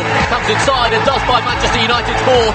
They are producing something really special in the second half here. This is Premier League Live. Pedro Marcos Alonso propels forward. Batshuayi's in the middle, but he didn't need him. Alonso scored again, and Chelsea are back in front. A second goal of the game from Marcos Alonso against the run of play. He is Chelsea's hero. Kick-by-kick commentary, expert opinion, international coverage of the world's most exciting football league. Premier League Live, brought to you by TalkSport Live. The TalkSport £1 million predictor game involves the 2 things in life you love the most: Football and money. Exactly predict 10 or more Premier League scores and win £1 million sterling. The TalkSport £1 million predictor game. Register now at TalkSport.com/predictor and play for free throughout the season. Win £1 million sterling. £1 million. Players must be 18 or over. See TalkSport.com/predictor for full conditions. It's in! It's Britos who's headed home from less than a yard out! Oh, and it is more! Stunning! Premier League Live. Hello and welcome to TalkSport's coverage of Manchester City against Everton from the Etihad Stadium. I'm your host, Tom Rennie. Alongside me this evening is a former Chelsea winger, very happy today after the Blues' performance against Tottenham. Also once of Sunderland and Brighton as well. Clive Walker is alongside me, and you're listening to Premier League Live. The big question for both of these clubs is, are they the real deal? Manchester City have spent big, but mainly on fullbacks. It was a problem position. Is it enough to see them through to a Premier League title under Pep Guardiola, who, let's remind you, won nothing in his first season in England? They're up against an Everton side today who lost their star striker Romelu Lukaku to the other Manchester club during the summer, but they have reinvested right across the squad, and many people are picking them as their Premier League dark horses this season. Big test for both Guardiola and Koeman this evening on this Monday Night Football. Let's get to the team news, starting with Manchester City. Weren't really tested defensively against Brighton a week ago. One change from that side. Leroy Sané comes in for Danilo. He's on the bench searching for a left foot. The starting 11 for Manchester City, Ederson in goal, who wasn't really tested against Brighton, but when he was called upon, wasn't great. The rest of the side, Kyle Walker on the right-hand side at wing-back, Sané on the left, a back three of Company, Stones and Otamendi. Fernandinho holds in midfield with De Bruyne and Silva in front of him. And then that terrifying front two of Gabriel Jesus and Sergio Aguero. For Everton, they have a 3-4-2-1 formation with Jordan Pickford in goal, back three, which has looked very impressive so far, of Michael Keane, Ashley Williams and Phil Jagielka. Baines and Mason Holgate in the wing-back positions with Idrissa Gana Gueye and Schneiderlin in the centre of midfield. Dominic Calvert-Lewin and Davies will support Wayne Rooney up front, who continues to search for his 200th Premier League goal, having scored his 199th on the opening day of the season. Alongside me this evening, Clive Walker. How are you, mate? You all right? Very good, Tom, thank you. Great to have you alongside me for the first time this season. We'll talk about Chelsea. I know you're itching to, but first, a quick reaction to the team. City first, one change from last Saturday. Danilo out, Sané in. Well, it seems to me that Pep Guardiola's probably got almost what he wants, I think, from the starting lineups from the beginning of the season. I think last season we saw him changing things on a regular basis, but I think he's almost there, which is a frightening thought for the way that Man City have players that they've got available. It's a frightening thought for the rest of the league, to be honest. They look serious contenders to winning the league this year. The bench as well for Manchester City, incredibly strong. Forget about Danilo, obviously. Sterling, a real talent on there. Yaya Toure not getting any minutes right now. Bernardo came on and had some good moments last week against Brighton, and that's before people like Gundogan come back in from their current injury, and Benjamin Mendy we're still waiting to see as well.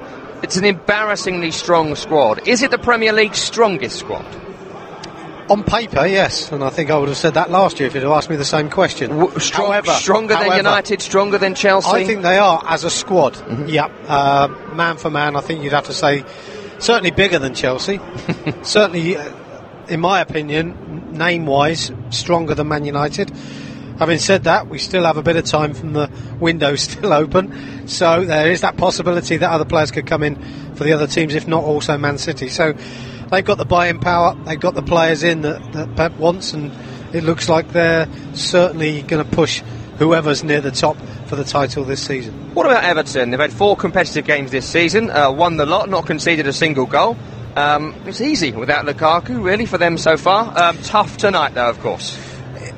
It's a test tonight, I think. I think this is where I think Ronald Koeman would like to be, at the beginning of the season. I think managers like to assess where their thought processes have come through the summer, where they've thought about how they're going to play, what players are going to come in and play in those positions to create the way he wants them to play.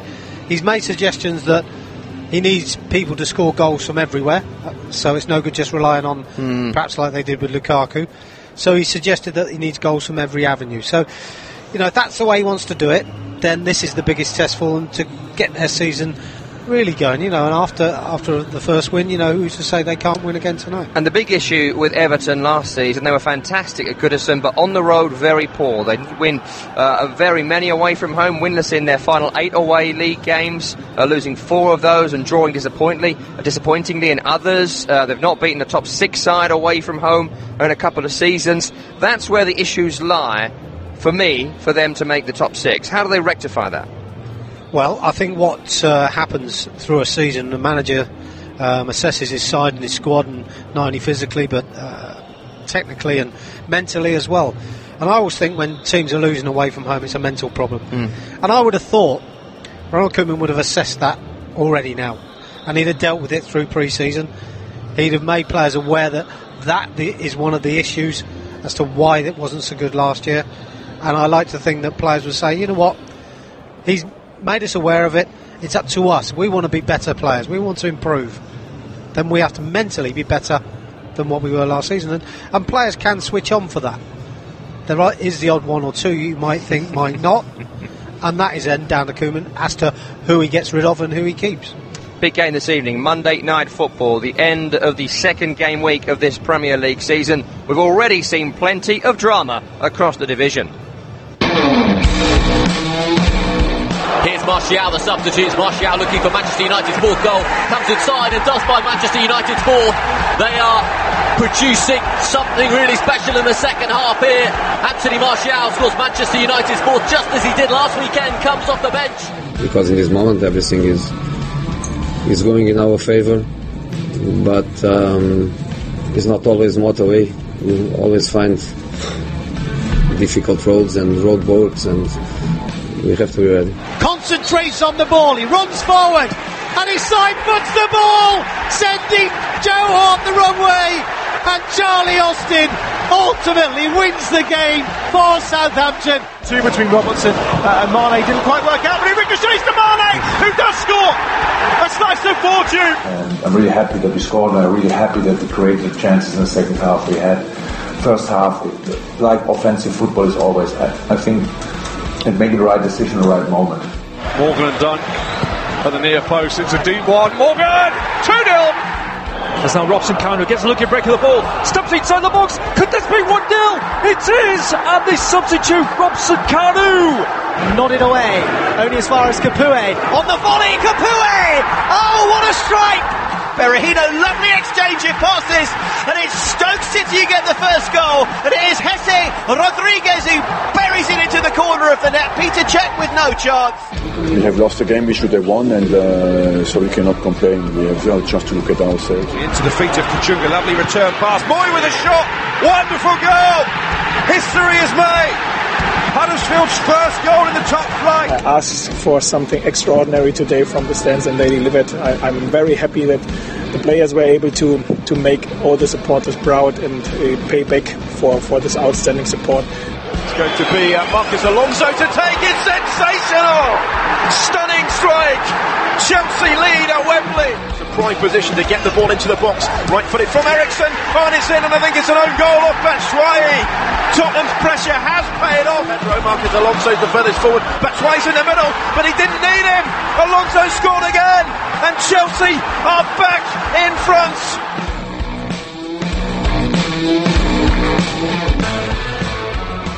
Wow, what a weekend in the Premier League. Clive Walker, former Chelsea man, is alongside me. And let's start at Wembley, where the famous Tottenham Hotspur cannot get a win. And Chelsea, tell me what happened, because David Luiz played in midfield. It seemed to me like they were going to go full Mourinho, and yet they were able to grind out a win against their biggest rivals in the Premier League. Yeah, I think when you're playing against one of the big teams, you have to, for me, come up with something a little bit different, unexpected, if you like. I think Antonio Conte did this last year when he changed it to 3 at the back. Look at the Premier League this season, everybody's playing 3 at the back. So obviously what he did created something for people to stand up and look at and admire. And I said at the beginning of this season, maybe, just maybe, for Chelsea to do really well again this year, he's got to come up with something else again. Well, I saw signs of that, to be honest. What's different? Yeah. Well, do you know what I thought was different? There was a rotation in there. I know David Luiz went into that midfield role initially and flood the midfield, and we can understand that. That's been done for years. But for me, it was more about the rotation of players, where you've got people like Azpilicueta, Christensen, David Luiz, all capable of rotating their position. And I think without the likes of Hazard playing and Willian having to be maybe that man further forward, it just gave them an opportunity to mix it up a little bit, confuse Tottenham a little bit. Tottenham, I think, if you watch them through large periods of the first half, had plenty of the ball, actually didn't do a lot with it, but had plenty of the ball. And I think they were confused. I think, you can say, well, Chelsea were well organised, had a good formation and this, that and the other. I think they were confused, and it was too slow. And we can often criticise our own team that we support in the Premier League, that you sometimes say this is very ploddy, methodical. It just they move through the gears but don't get going up into top gear. And I think that's how Spurs were first half, and I think it took the second half for things to happen. And then, of course, by then Chelsea are now sitting back and defending as a group. But in the initial first 15-20 minutes, I think again it's Antonio Conte coming up with a formula, with an idea, and the players adhering to it, which they did, and it worked. What you're describing about Spurs is what we've said about Spurs for almost every Wembley appearance over the last few seasons. They've played their Champions League games there. They've been in Cup semi-finals there. How do they stop that? Because they've got another 18 games there, and that's if the new stadium is built on schedule. And, we've all had contractors. It doesn't always happen that way. So they potentially might be there for longer than that. And every time I see them there, it is exactly as you described. They plod, they're slow. Did they miss Rose and Walker? Was that the issue? You asked me the question earlier about Everton losing away from home, and I think this is another one of those mental things that Spurs have got to go overcome. I think the one thing they can do, of course, is a couple of wins. Will change the picture completely, and mentally they're in a totally different frame of mind. But the longer it goes on, the tougher they're finding it. But it's a mental problem that Pochettino's got to deal with. Now, I like to have thought he would have dealt with this in the summer. We're now thinking perhaps with the game against Chelsea yesterday, maybe they haven't quite addressed it enough. Maybe it is about the players. Pochettino can do his best, he can organise, but maybe it's about the players, and there's certain players in that team. I think one of them, for me, the brighter sparks, was Dembele. I thought he was excellent, absolutely brilliant. And it's people like him that can pull you through, but they weren't coming with him. Eric Dyer, flat as a pancake for me. Ericsson, in and out. They need them all firing at the same time. Dembele can help them. He can pull them through. He starts things off quickly. And I think they need to be a bit more positive, but the fear of losing again at Wembley is obviously in the back of their minds. One other quick question on this game. Morata started, and was he very good for £60 million? Why doesn't he look like he's sharp? Why doesn't he look like he's had a pre-season? Because he looks slow, he looked laborious, he's not holding the ball up particularly well. I mean, I've seen him play fantastically in the past. I mean, he's some striker if you get him on his day, as they say, but the fact that he's scored so many goals as well tells you that he is that striker. It's just getting it right. I don't think it's right at the moment. I think, is he physically fit enough? I thought he tired come 60, 70 minutes. I thought he should have come off probably 10 minutes before he did. But I think he's a player you've got to give time to. And I think we often say about players who come to the Premier League, and the Premier League is so different from the leagues that they've been playing in and around the world, and especially in Europe. And I think he's that player. He's one of those players that has to learn about the way the Premier League is. And just because he costs so much money doesn't mean he can just walk straight in and it click for him. Giving him time, if Chelsea have got time to give him, remains to be seen. But you don't tend to get time up front for Chelsea. No, you don't, but he is a world-class striker. He is a goal scorer. You're still confident? You're still happy? I'm still confident. I like his way, but I think they all have to adhere together. At the moment, there's 10 of them and him, and they need all 11 pulling. And just quickly on the other game from Sunday, Huddersfield Town with a 1-0 win over Newcastle United. Aaron Moy signed permanently from where we're watching the game from tonight, Manchester City, for £8 million during the summer after a successful loan spell. 2 wins in 2 after promotion from the Premier League. Things are going to get tough at some point for the Terriers, but so far it's all been pretty easy. Yeah, living on a dream, aren't they? I mean, I think one thing is, we always say that the teams that come up from the league below, keep the momentum going once you start. They started off great, great start. Moy looks a bit special, to be honest. 8 million, you have to say he's probably quite cheap, but 8 million's not enough to get you in the Man City side, is it? So maybe that's Danilo's right leg. Another one of those players like Chalobah at Chelsea probably had to move on to show what they're good at. And Moy looks certainly a bargain at 8 million. So, live the dream while you can. Yes, it is going to get tougher. They will come up against opposition where they don't play particularly well and maybe lose a game, but they're going to enjoy it while they can. And I would think, again, fourth from bottom, they'll be more than happy with come the end of the season. Absolutely. Southampton up next for Huddersfield before a trip to West Ham United after the international break. Really briefly on Newcastle United. 2 straight defeats, 2 fairly underwhelming performances. Rafa's in the press every 25 minutes saying he's not happy, he wants more players, he's not getting back like he should have done. They've had to sign Joselu, who got bombed out of Stoke for not being good enough. They're in a bit of trouble at the start of the season. It's West Ham up next for them at home, and it's a game they've got to win next week. Yeah, they're under pressure, certainly. I don't know if Rafa's under pressure. I think his credibility is still very, very good. But he's more likely to quit than be sacked. That's what I was going to say, and he's more likely to walk away and say, well, do you know what? You're not supporting me, the board, the money, Mike Ashley, whatever it is. So if things go bad for him, I think he'll walk before it goes too bad. Having said that, he's a top manager. I like to think he's going to work with the players for a while and see what he can get out of it. It's not always about signing big players for big money, as probably Leicester City proved a couple of seasons ago. Clive, for the moment, thank you very much indeed. We are counting down to Monday Night Football, where Manchester City take on Everton. City make one change from the team that really just walked over Brighton a week ago, and that is that Danilo drops out and Zane comes in. Everton have not conceded a goal all season, and they set up with a very solid-looking 11. But can they get at this back line at the Etihad? We'll find out in around about 13 minutes from now. You're listening to Premier League Live. Premier League football is a truly global game, and TalkSport is the global audio partner of the Barclays Premier League. It's a massive goal! With live commentary of all 380 matches this season, available at TalkSport.com in English, Spanish or Mandarin every weekend. What a goal! What a fantastic strike! The event horizon of world-class football. Visit TalkSport.com to find out more.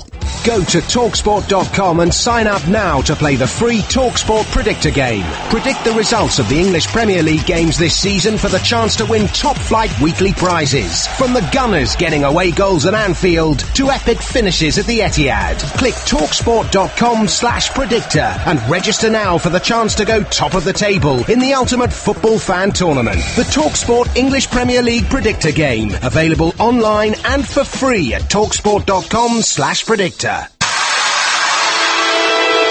The Premier League Preview Show with Tom Rennie. It could be an historic game for Guardiola without victory. And if I was West Brom, and I know they're not going to do this, they're not going to go out to try and win it. Tony Pulis is not going to do that. But if I'm West Brom, a fragile Man City, Otamendi looks rubbish, Stones has been terrible, Bravo's a clown, let's get out. The Premier League Preview Show with TalkSport. Premier League Live. Now here's a chance for Vardy, he's done it! Jamie Vardy makes history! All the goals and all the action from the most exciting league in the world. And here's Kane to take over and has another goal! Scores again! And Tottenham are threatening to run away with it in the derby! Download the free TalkSport app from TalkSport.com/apps. Or, if you're in the Caribbean, you can hear every game live on the Flow Football app. Stay on the ball. Download it today from your app store. There's more to life than football, money and fun. Well, not much. Kick off the new season with TalkSport's £1 million predictor game. Register now at TalkSport.com/predictor and play for free throughout the season. Play it in the van. Play it on the can. Play it with your gran. Win £1 million sterling. It's the biggest prize in the history of TalkSport. The TalkSport £1 million predictor game. Players must be 18 or over. See TalkSport.com/predictor for full conditions. the Premier League preview show with Talk Sport. He's in the stands at the moment, Arsene Wenger, and I mean, he's looking at that from on high, and he must be thinking, how many mistakes have I made in this side? I mean, in that first half, genuinely, like, I'm a little bit hyperbolic about some of these things, and sometimes exaggerate unnecessarily for effect, right? I'd freely admit that. That's the worst I've seen Arsenal play in 45 minutes of football, genuinely ever. The Premier League preview show with Talk Sport. You are listening to Monday Night Football. Manchester City up against Everton as we count down to kick off towards the final game of the second week of this Premier League season. Let's hear from the two managers, shall we? Pep Guardiola of Manchester City and also Everton's Ronald Koeman. Like last season. So every season we start always, I believe my players are the best. And always we talk about my staff, with the club, with the sport director, with Chiqui, with all the players of the club. We talk about, everyone has his own opinions. After that we decide what is the best to make our club stronger and our squad stronger. They are a top squad. They had a top squad. They miss important player, Lukaku, but they bought good players, midfield players, strikers players. So they are one of the best teams in the Premier League. I'm pretty sure of that. The business, what they did in the summer, they are stronger than last year. If we get a clean sheet this Monday, I don't know if it will be a miracle. I don't know, but maybe yes. But we know we are strong defensively. The team organization defensively is strong. We have a lot of international players. We will get, like everybody, injuries, and you need more than 11. And I believe in competition in the squad. And like all the managers, you put the strongest 11 to start, and you can change. And it's important to have good players on the bench that you can change the game when it's necessary. Always good to hear the thoughts of Ronald Koeman, very listenable man. Pep Guardiola, not as much, but he was speaking. Clive Walker alongside me this evening, former Chelsea man. How much pressure is Pep Guardiola under? Because, I mean, the squad is phenomenal, as we've discussed already, but he won nothing last season and looked nowhere near winning it as well. Yeah, are you saying under pressure to win something or to win the league? I would say to win everything. Yeah, I mean, with the players they've got available, the money they obviously spent, and who's to say they won't spend some more? He's under pressure to do something special. He's not under pressure, I don't think, at the beginning of the season. If he doesn't win anything this season, will he have a third campaign here? I doubt it, to be honest. I really doubt it, because they can't keep pouring money down the drain for him to spend. I don't think that will happen. But I got a feeling they won't win something this season. Now, whether that's the Premier League or a cup or something, you just feel that he's going to have to do something this season. Might be a Champions League final or something like that, which gives them a chance. That'll be all right. Yeah, I mean, I think that's acceptable. I think they're there to win something this season. Their squad is big enough, strong enough. I don't think there's any excuses for Pep this time around. And of course, we understand as well now, as we talked about probably quite a bit last season. Now he understands the Premier League, whereas he was a bit, in my opinion, a bit arrogant towards change and doing it the Premier League way. He wanted to do it the Pep way.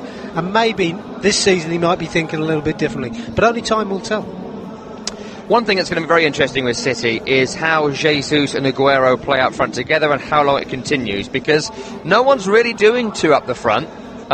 It hasn't really been done for quite a long time in English football, 5, 6, 7 years since you saw it regularly. And there were points during the Brighton game last week where they're making the same run. Do you think he lasts it out? Is it vital they're able to play together? Or is this an experiment for a few games? I think it's probably still an experiment, but I think it's also one of those scenarios, well, we've got the best players, you go out there and play, which is a little bit worrying. Especially when you see teams, go back to Chelsea if you like, but when they're organised as a team, and we see some other, even Everton as well, to a point, organised, good shape, good style about them. I'm still not quite seeing that from Man City in the way that they're playing the two up front. Like you say, two similar players, both want to score goals, both greedy enough to score goals, both good enough to score goals, but they've got to work together. You know, you can't win leagues, in my opinion, on individuals alone. You have to have some team ethic. Whether this is a trial run will only remain to be seen. If they keep winning, it's a trial run that wins, that works. If they start losing or don't score as many goals, or they're not as effective as perhaps they should be, then it's an exercise that didn't work, and we'll see him change it. Clive, for the moment, thank you very much indeed. The players are in the tunnel and we're counting down to kick-off. It's a meeting this evening between Manchester City and Everton, and a meeting between Guardiola and Ronald Koeman, two former teammates at Barcelona, winning 4 La Liga titles and the European Cup. But the roommates, well, there's only room for one winner this evening. Will it be Pep or will it be Ronald? We'll find out in a few moments' time. You're listening to Premier League Live.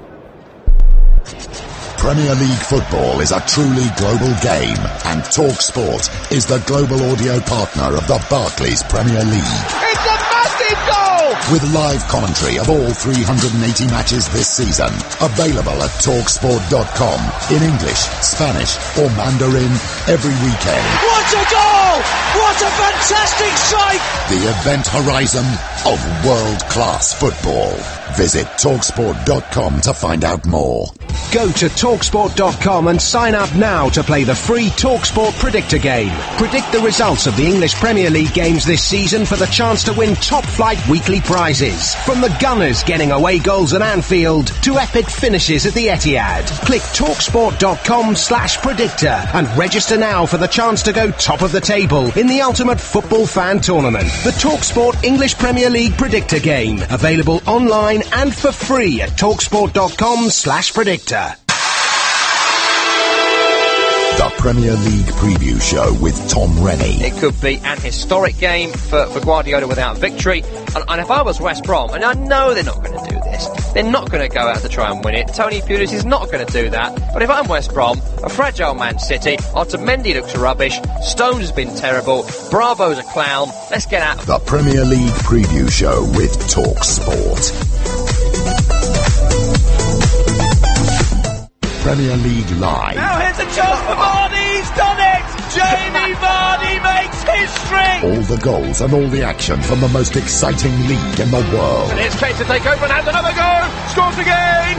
And Tottenham are threatening to run away with it in the derby! Download the free TalkSport app from TalkSport.com/apps. Or, if you're in the Caribbean, you can hear every game live on the Flow Football app. Stay on the ball. Download it today from your app store. There's more to life than football, money and fun. Well, not much. Kick off the new season with TalkSport's £1 million predictor game. Register now at TalkSport.com/predictor and play for free throughout the season. Play it in the van. Play it on the can. Play it with your gran. Win £1 million sterling. It's the biggest prize in the history of TalkSport. The TalkSport £1 million predictor game. Players must be 18 or over. See TalkSport.com/predictor for full conditions.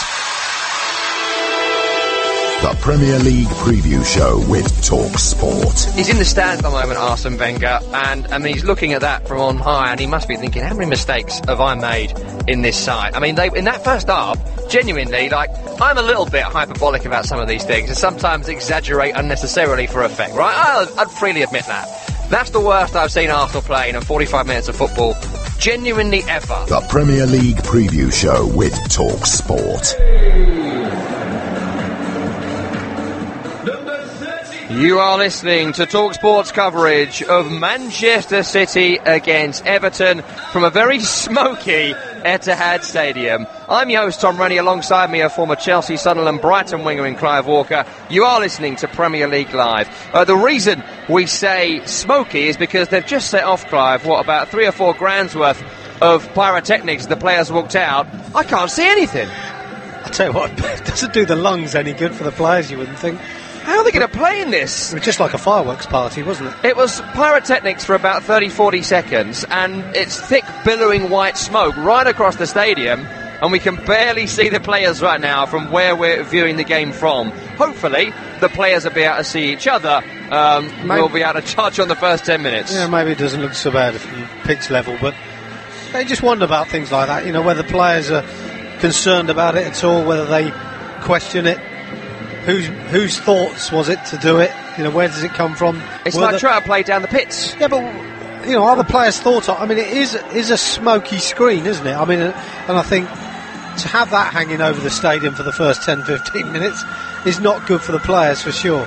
Well, we are about to get underway. Let's give you the 11, starting with Manchester City. Ederson is in goal. It's a back three, left to right, of Otamendi, John Stones and Vincent Kompany. Leroy Sané comes in for Danilo on the left-hand side. Kyle Walker on the right. In the middle, it's Fernandinho. Ahead of him, David Silva and Kevin De Bruyne, with a front two of Gabriel Jesus and Sergio Aguero. The bench for them this evening is Claudio Bravo, Danilo, Sterling, Bernardo Silva, Eliakim Mangala, Yaya Toure and young Phil Foden, who's really impressing the higher-ups at Manchester City. For Everton, they have a similar starting lineup in shape. Pickford is in goal. It's a back three, left to right, for Phil Jagielka, Ashley Williams and Michael Keane. Mason Holgate on the right-hand side, Leighton Baines on the left, with Idrissa Gana and Morgan Schneiderlin in the centre. Calvert-Lewin and Tom Davis support Wayne Rooney up front, searching for his 200th Premier League goal. Bench this evening for Everton, very strong, you got to say. Cuco Martina, Kevin Morales, Gylfi Sigurdsson hoping for a debut, Davy Kraasen, Mohamed Besic, Ademola Lookman and the goalkeeper Stekelenburg. I should mention as well this evening that both teams are wearing on their jerseys the Manchester Worker Bee emblem in tribute to those who lost their lives during the terrorist attacks in Manchester a few months ago. A lovely touch from Everton and from Manchester City. City kick from left to right as we are looking, wearing sky blue shirts, white shorts and sky blue socks. Everton from right to left in an all dark navy strip this evening with some fluorescent yellow trim. A shot from distance from Nicolas Otamendi straight through to the arms of Jordan Pickford, wearing all fluorescent orange, and that's handy because I can see him. That's good. Well, it's been all Man City in the first minute and a half. Totally dominated the play, although Everton now coming forward. Got a bit of pace down the right hand side of Everton, and they've worked their way all the way down that channel. Lovely bit of pace, lovely turn of pace by Dominic Calvert-Lewin, but his cross is blocked on that right hand side. You just feel that Man City are wanting to get out of the blocks and make a statement. Started very, very quickly.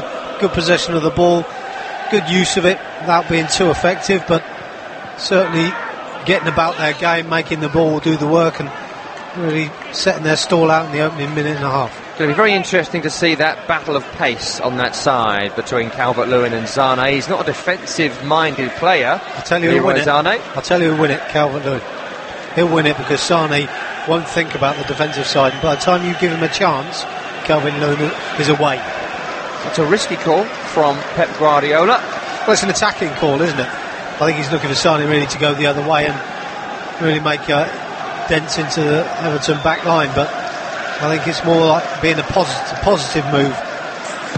Surprising, away from home at Brighton, he went with the defensive-minded player, and at home against Everton, he's gone with the attacker. It seems a bit bizarre to me, but we'll see how it works out. Ball over the top to Calvert-Lewin. He's round the back of Otamendi, is running towards the penalty area and has just gone early with the shot. It's always going wide, but for a moment Ederson looked like he lost his bearings completely, and it just went in front of him. Potentially Rooney would have got there if he waited a bit longer. It's certainly very ambitious from the young player. Certainly was, but he shows a clean pair of heels again, doesn't he, running in behind. I mean, Everton are going to need that. They're going to need to stretch City when they get possession. And Otamendi and John Stones just struggling really to stay with him. 4 minutes gone here at the Etihad Stadium. Still the smoke not really clearing in front of us, but a really decent start to the game. Everton showing some attacking intent, and the last time they met, they beat them by 4-0 at Goodison, the biggest defeat of Pep Guardiola's entire career. Sure, that will be on his mind this evening. And they were fantastic that day. Everton absolutely blew them away. The day where Tom Davis, who starts in that front three this evening, announced himself to the Premier League.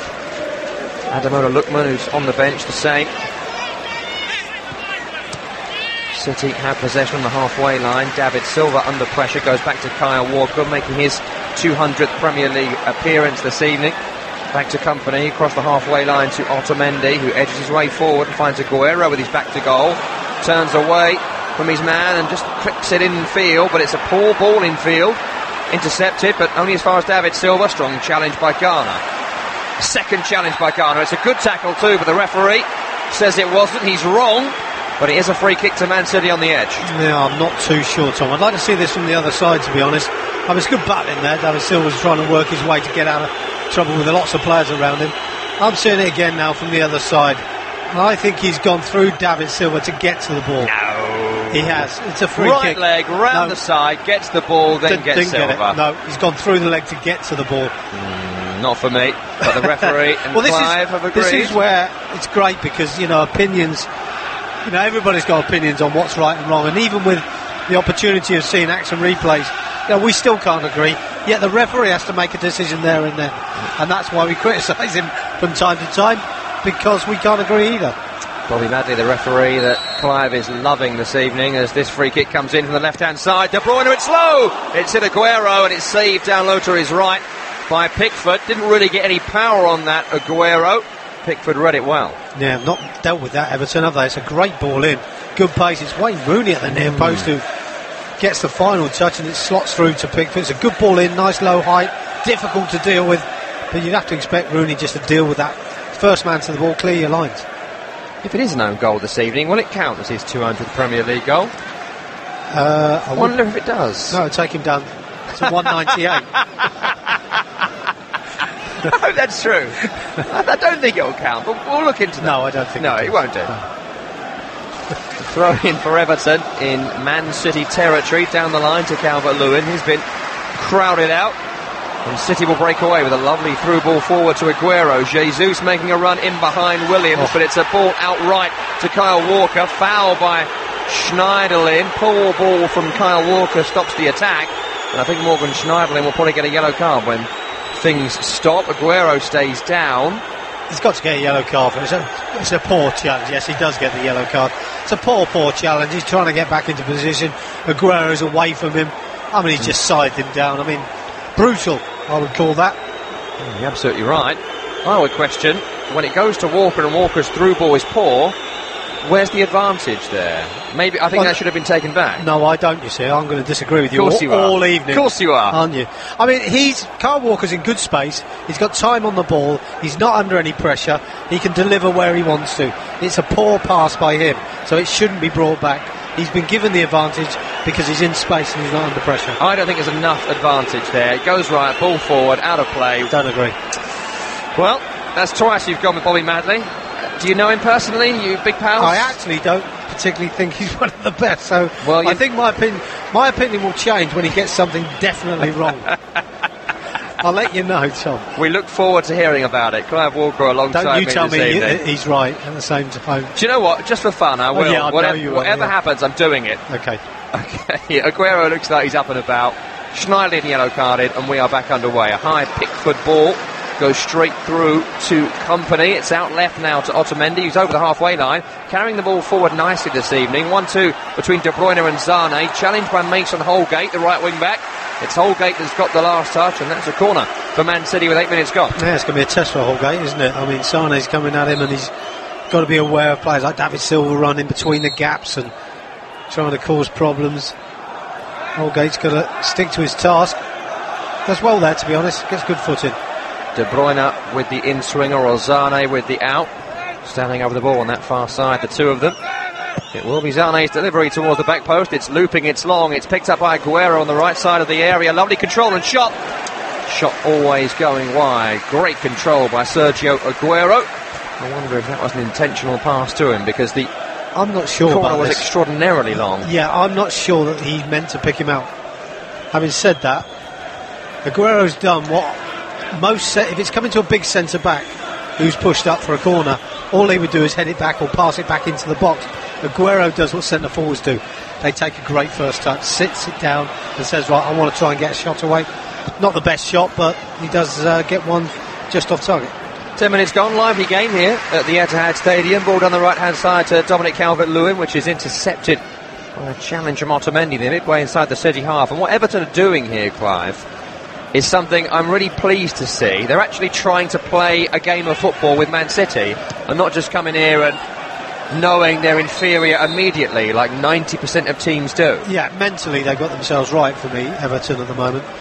We haven't seen too much of Wayne Rooney, and I'm sure he'll come into the play at some stage, but Calvert-Lewin, for me, doing a fantastic job up front, running the channels, getting in behind. And with him doing that, Everton are able to play because he's creating the space where Man City have to drop back a little bit further. So, game plan so far, working well for Ronald Koeman, but Man City certainly dangerous. Jesus comes short into the halfway area and tries to slip it into Sergio Aguero. Ball intercepted well by Keane, who now tries to carry the ball forward and carries it into trouble. The new Everton number 4 and passes the ball out of play. Yeah, see, that's something that Everton are not used to. Defenders like that, Ashley Williams, Jagielka. We haven't really seen them do that over the years. So Michael Keane to be coming in doing that. The other players around him are not quite used to it. But he does it all the time. We did it all the Carrying time. the ball last forward, season, looking for the pass. Did it all the time for Burnley. But he's now doing it for Everton. But the other players are not aware. That might take a little bit of time to bed in. Defending for Keane to do here as Jesus comes down the left-hand side, turns away from Garner, runs towards Keane. Garner gets back in. It's a cross deflected towards Ashley Williams, who gives it an old-fashioned hoof forward. That's what we're more used to. Company hoofs it back. Keane hoofs away.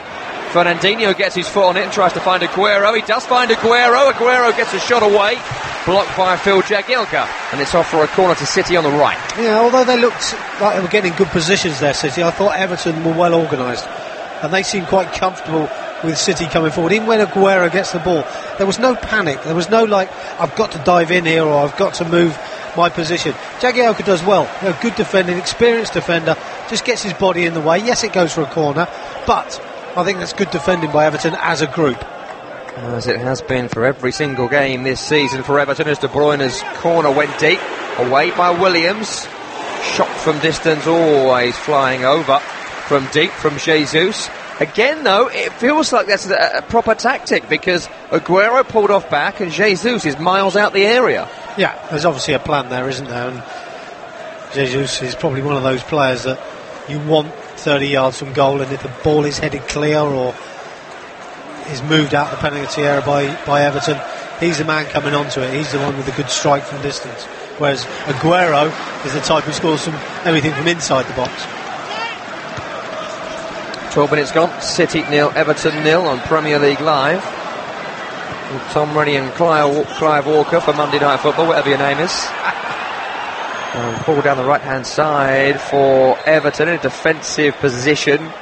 Keane being chased down by Aguero, and Pickford came a long way out to clear. Being put under pressure this evening is Keane on the right hand side of that 3. It certainly is. Well, to be fair, the players they've got available, City, they're going to work every side of the pitch that they want. He's done well there, Keane. And beats Aguero to the ball after it was thrown to the Argentinian. And it's into Schneiderlin. The back 3 in the defensive midfield 2. Very impressive group of players for Everton as the ball goes high to Rooney. Won by Company, headed by Schneiderlin, then forward by Otamendi. Baines will head in field to Schneiderlin. Back to Leighton Baines, the left wing back for Everton on the halfway line. So he finds Jagielka under pressure from Jesus, turns back to Pickford. That's good play under pressure. Pickford will clip it down the touchline towards Baines, beaten well by Walker. Jagielka then beats Jesus to it. Very competitive at the Etihad as Company beats Rooney. It's being headed forward and backwards by both teams. Lots of pace, no composure so far. As Williams goes over the top towards Calvert-Lewin, but it's not going to get there, but it is going to force Ederson out.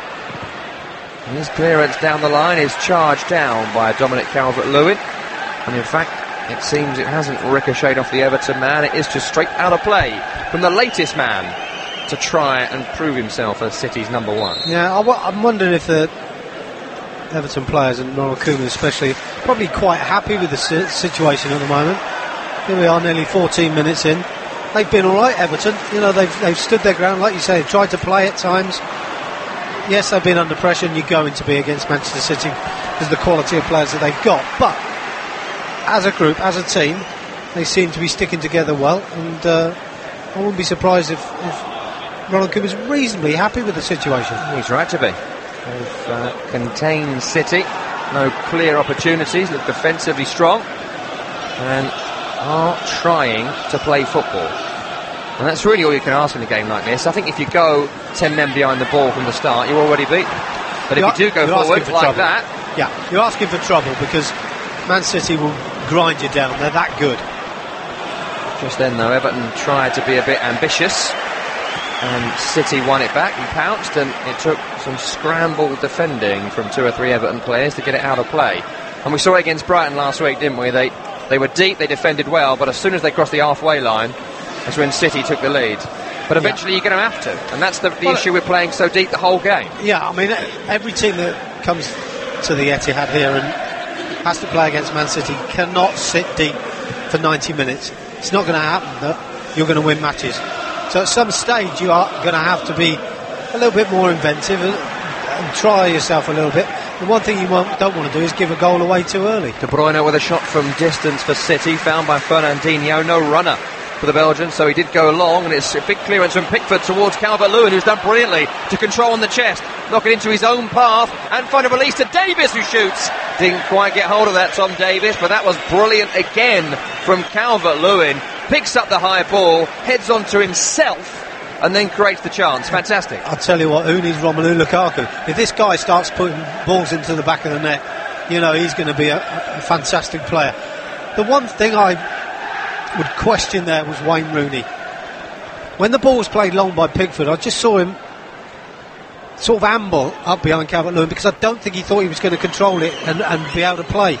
And I think because of that he didn't go, whereas Tom Davis did go and he got the shot away. I'd like to see Wayne Rooney get a lot closer to him in that situation, because this young lad is really playing well at the moment. He's got to give him all the support he possibly can. I wonder a few more games together whether Rooney might have made that gamble, because that's what it is, isn't it? Gambling on your teammate, being able to hold that ball. I think you're right, but I think what Wayne Rooney is very, very experienced now. He reads the situation game by game, and I think he should be reading what's happening in these opening 16 or so minutes with Calvert-Lewin. He is running the channels brilliantly, really giving the Man City back three a problem, and I think he needs to get closer to him because he's gonna give him an opportunity. And if that had been Wayne Rooney running onto that shot that Tom Davis did, I think you'd have seen a better finish. That ball for City down the channel to Zane is overhit, and it's a goal kick to Everton with 17 minutes gone. And it took about that long for the smoke that's been across the field since the pre-game fireworks to clear, and we've got a reasonably unimpeded view of the action. I'll tell you what's happened as well from Everton's point of view. Quieten the crowd down. Certainly has calmed it down a little bit, which is what you want to do as an away team. Calm the home crowd down. It was quite vociferous at the beginning. A lot quieter now. Part of the job is done. Still a long way to go though. Everton showing no fear away at a top 6 side. Something that's very refreshing to see, but they are on the back foot again here as De Bruyne is slipped through, running at Williams. Good challenge by Williams. Rooney's come deep, and they look to release Calvert-Lewin down the right-hand side. Fantastic ball. And it's picked up by Dominic Calvert-Lewin by the corner flag. He's with Otamendi. It's back to Garner on the edge. Rooney, challenged by Silva, but Rooney's done well to find a ball out right to Mason Holgate. No one in the box to aim for, really. Davis is just getting in there late. The cross is blocked by Otamendi, and Everton have got a corner on the right. Do you know when someone says you make your own luck? I think that's what Everton are doing right now. They're making their own luck by the way they're going about the game. And it's being led by the young lad, Calvert-Lewin, up front. It's being led by them. He's dragging all the other players into the area. He's pulling them forward. He's helping out so much. And a little bit of luck you need sometimes. The cross by Holgate there, deflected. Such a long way from goal, yet it goes for a corner rather than a throw-in just close by. So, you know, Everton, I wouldn't be surprised if they don't score soon. Wayne Rooney with the corner ball towards Williams, who's won it. Heads it forward, hits Walker, and just bounces through to the City keeper, who looks to release Zane. Sliding tackle by Baines. Everton win it back on the halfway and knock it back to Pickford, who blasts it forward over the top towards Rooney on the right, who's beaten in the air by Otamendi. Fernandinho heads left to De Bruyne, and City regain possession, stopping the counter very effectively there, Everton. They obviously thought about it, and that was really good defensive work, but they've got more to do here as Company gets over the halfway with ball at feet. Rooney's with him. He's found Aguero with his back to goal midway inside the Everton half. Vincent Kompany. Interesting to see with that long ball by Jordan Pickford. Wayne Rooney down the right channel, doesn't win the header, but he's worked. The ball's slow going forward by City, and he's worked so hard to go right to left to get his formation back, to get his system right. Ball forward towards De Bruyne in the area. Garner, one of the most impressive defensive midfielders in the league. is just able to get his body in the way, let the ball roll through, and it will find Pickford. 20 minutes gone, 0-0. Everton the happier of the two sides so far. I think so. I think Everton are probably quite pleased with the way things have gone, coming up to the 20-minute mark.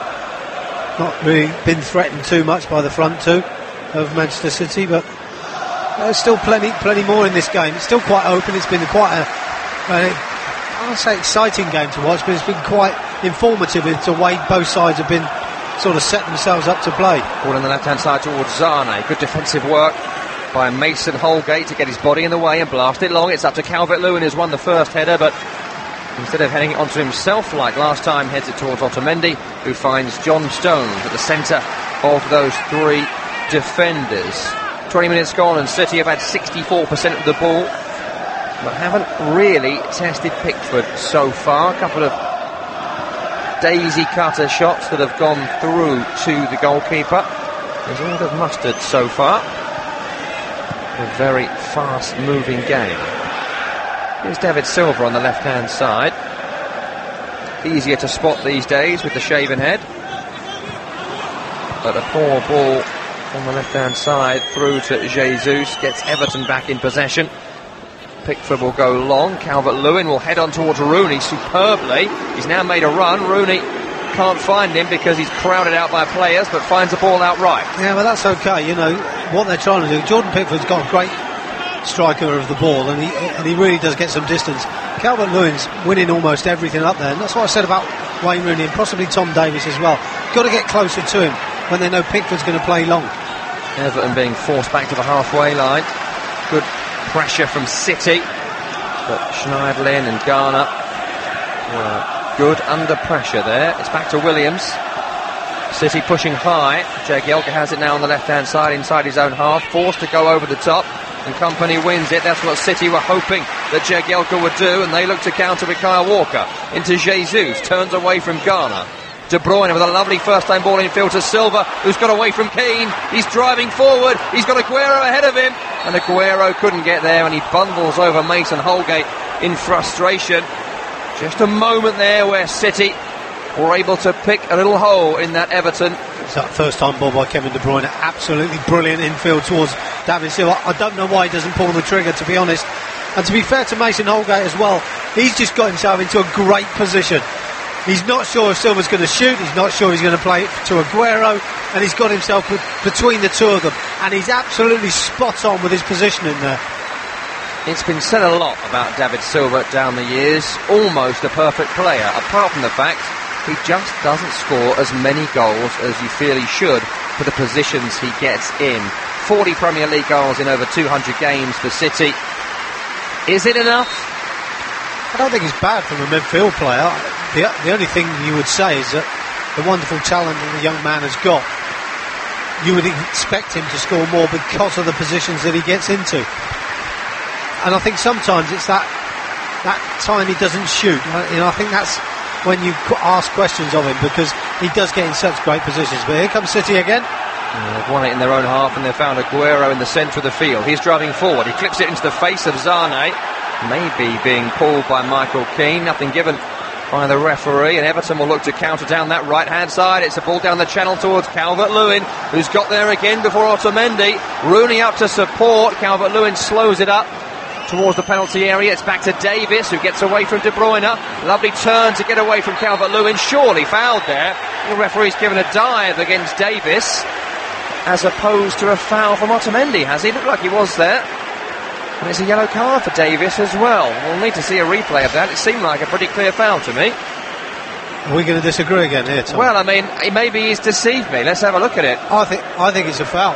I think Otamendi's fouled him here, to be honest. Tom Davis has done well. He's gone to play one way, he's gone the other. It's a clear foul. It's a clear foul all day long. It's knee into Davis' thigh. Fair enough, he might have been sort of going down. I think just the way that Otamendi defended the situation suggests that if the ball goes past me, I'm going to stand my ground and I'm going to block you off. For me, it's a foul all day long. Just when you and referee Bobby Madley were becoming bosom buddies. I told you he's not my favourite. Well, that was the wrong decision, and it would have been a real dangerous free kick on the edge of the area for Everton. In the end, it's City coming forward. Under pressure, Jagielka in the left-back area finds a pass to Pickford, who clears it long. Calvert-Lewin in the air again, wins it before Stones, but the offside flag is up against Calvert-Lewin, who has been incredibly impressive in the opening 25 minutes. He's been magnificent, hasn't he? And I think in the system that they're playing, the players he's got around him, we said in the early stages, probably wasn't getting too much support, but Rooney and Tom Davies now getting closer and closer to him. I think that's due to the fact that Everton have defended so well so far that they're probably feeling a bit freer to go forward and gamble a little bit more. But he certainly has run that line, the front line, really, really well. Really great release ball to have that pace on the flank, which can be exploited, has really been a good tactic for them so far, Everton, as they continue to hold City without too much drama, but maybe there will be some here as Otamendi strikes. It's saved by Pickford. It breaks to Aguero, who's lobbed the keeper, but Jagielka on the line will head it over his own crossbar. Well, the shot that comes in, I thought Jordan Pickford should have done a bit better with it. I mean, it's a decent strike, gets hold of it, but it's straight at him. I think he's got to go a lot wider, go straight to Aguero, who's on a bit of a tight angle, and that's not like Aguero for me. From that position, Aguero takes a good first touch, he goes for goal. This time he tries to lob the keeper, but wasn't effective. Corner comes in, straight to Otamendi, who's unmarked, but heads it off target, and that'll be a goal kick. It's a poor header. It's a poor header. He's got in good space here, Otamendi. His timing of his jump was poor. I suppose the shot a few moments ago, I would expect Pickford to make that save. Just thought he might have got it further out of the danger area, but it runs straight for Sergio Aguero. And he just, I think he's in two minds. I mean, I just can't believe he didn't shoot. And if you look on the replay that we were just watching there, Clive, David Silva turns to him and is almost saying exactly what you're saying. Just hit it. It's on. He almost is trying to lob it towards Silva to head home. Yeah. When there's a lot of goal to aim for there. And because it's him, and he is an out-and-out striker, he is an out-and-out goal scorer.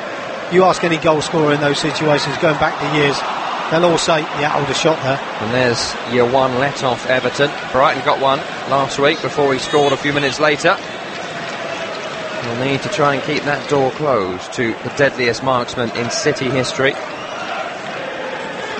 Always back with Jordan Pickford, the Everton keeper, who goes long out to the right. Mason Holgate heads back to Garner on the halfway.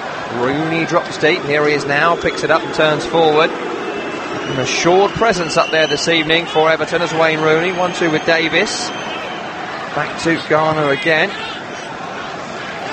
Perhaps not to Manchester United Champions League standards anymore, but still a very assured footballer, Wayne Rooney. And he's up there now as Davis is slipped in down the right channel by Holgate, but it's overhit.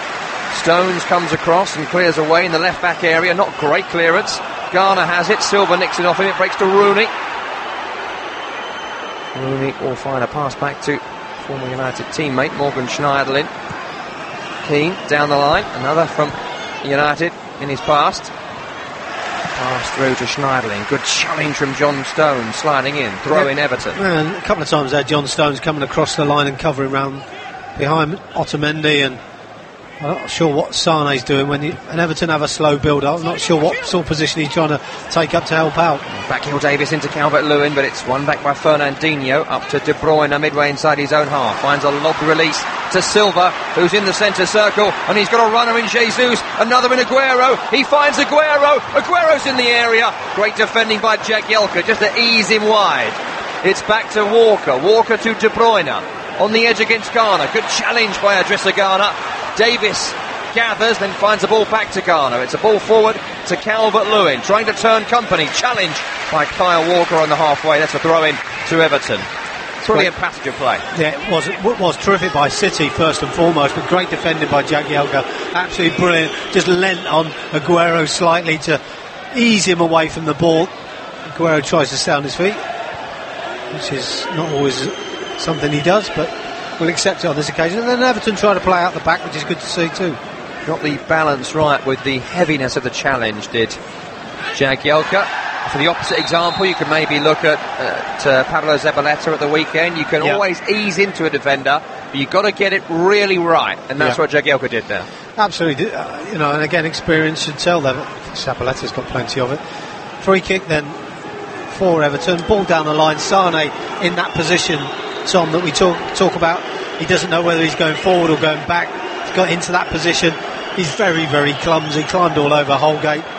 And it's a free kick to Everton. And every free kick Everton will love. They've sent all three centre-halves forward. And Wayne Rooney is over the ball on the right-hand side. It'll need to be a deep delivery.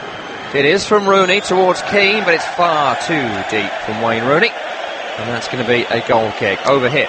Yeah, not like him. United man. Not like him at all, is it? Not only just overhit, massively overhit. And he's missed Michael Keane, who's made the run to the far post. Disappointed with himself, cursing himself. And Wayne Rooney knows he can do better than that. Decent game though, with half an hour gone. Goalless so far. And City are rattled by Everton not being afraid of them. Wayne Rooney in the centre circle is over the top towards Calvert-Lewin down the left-hand side. Beautifully weighted ball, but this time Calvert-Lewin can't control that ball, dropping over his shoulder. Tried to control it first time when he probably could have let it bounce. It looked like the run was going to go for him. Yeah, possibly. But you can understand him trying to bring it under control. Always test your touch as a player rather than the pace of the ball. Just gets away from down. As well, you're right what you said about Man City. You know, they're not too sure what's going on now. You know, they're 31 minutes into the game. Probably not got the goal they thought they were going to get, and Everton have stood up to be counted and had a bit of possession as well going forward. City forward now, and plenty of bodies as well, as Silva has it back to go on the edge. He tries to find a return to Aguero. But just look at that, Clive. He looks for the return ball, and on that far side there are three Everton players in the little pocket that Silva would look to pick. Aguero's got nowhere to run. Silva knows he's got to make the pass, and it's out of play for a goal kick. That's great defending. It is. It's good teamwork, and they've obviously practiced this on the training field quite a lot. The other thing as well is Sane. I'm not sure where he fits into the package. You know, a talented young man, but I'm not sure with the formation that they're playing and the way they're moving players about where he fits in. He has to suddenly say to himself, I've got to do something here. I've either got to move or I've got to stand still. He doesn't seem to be doing either.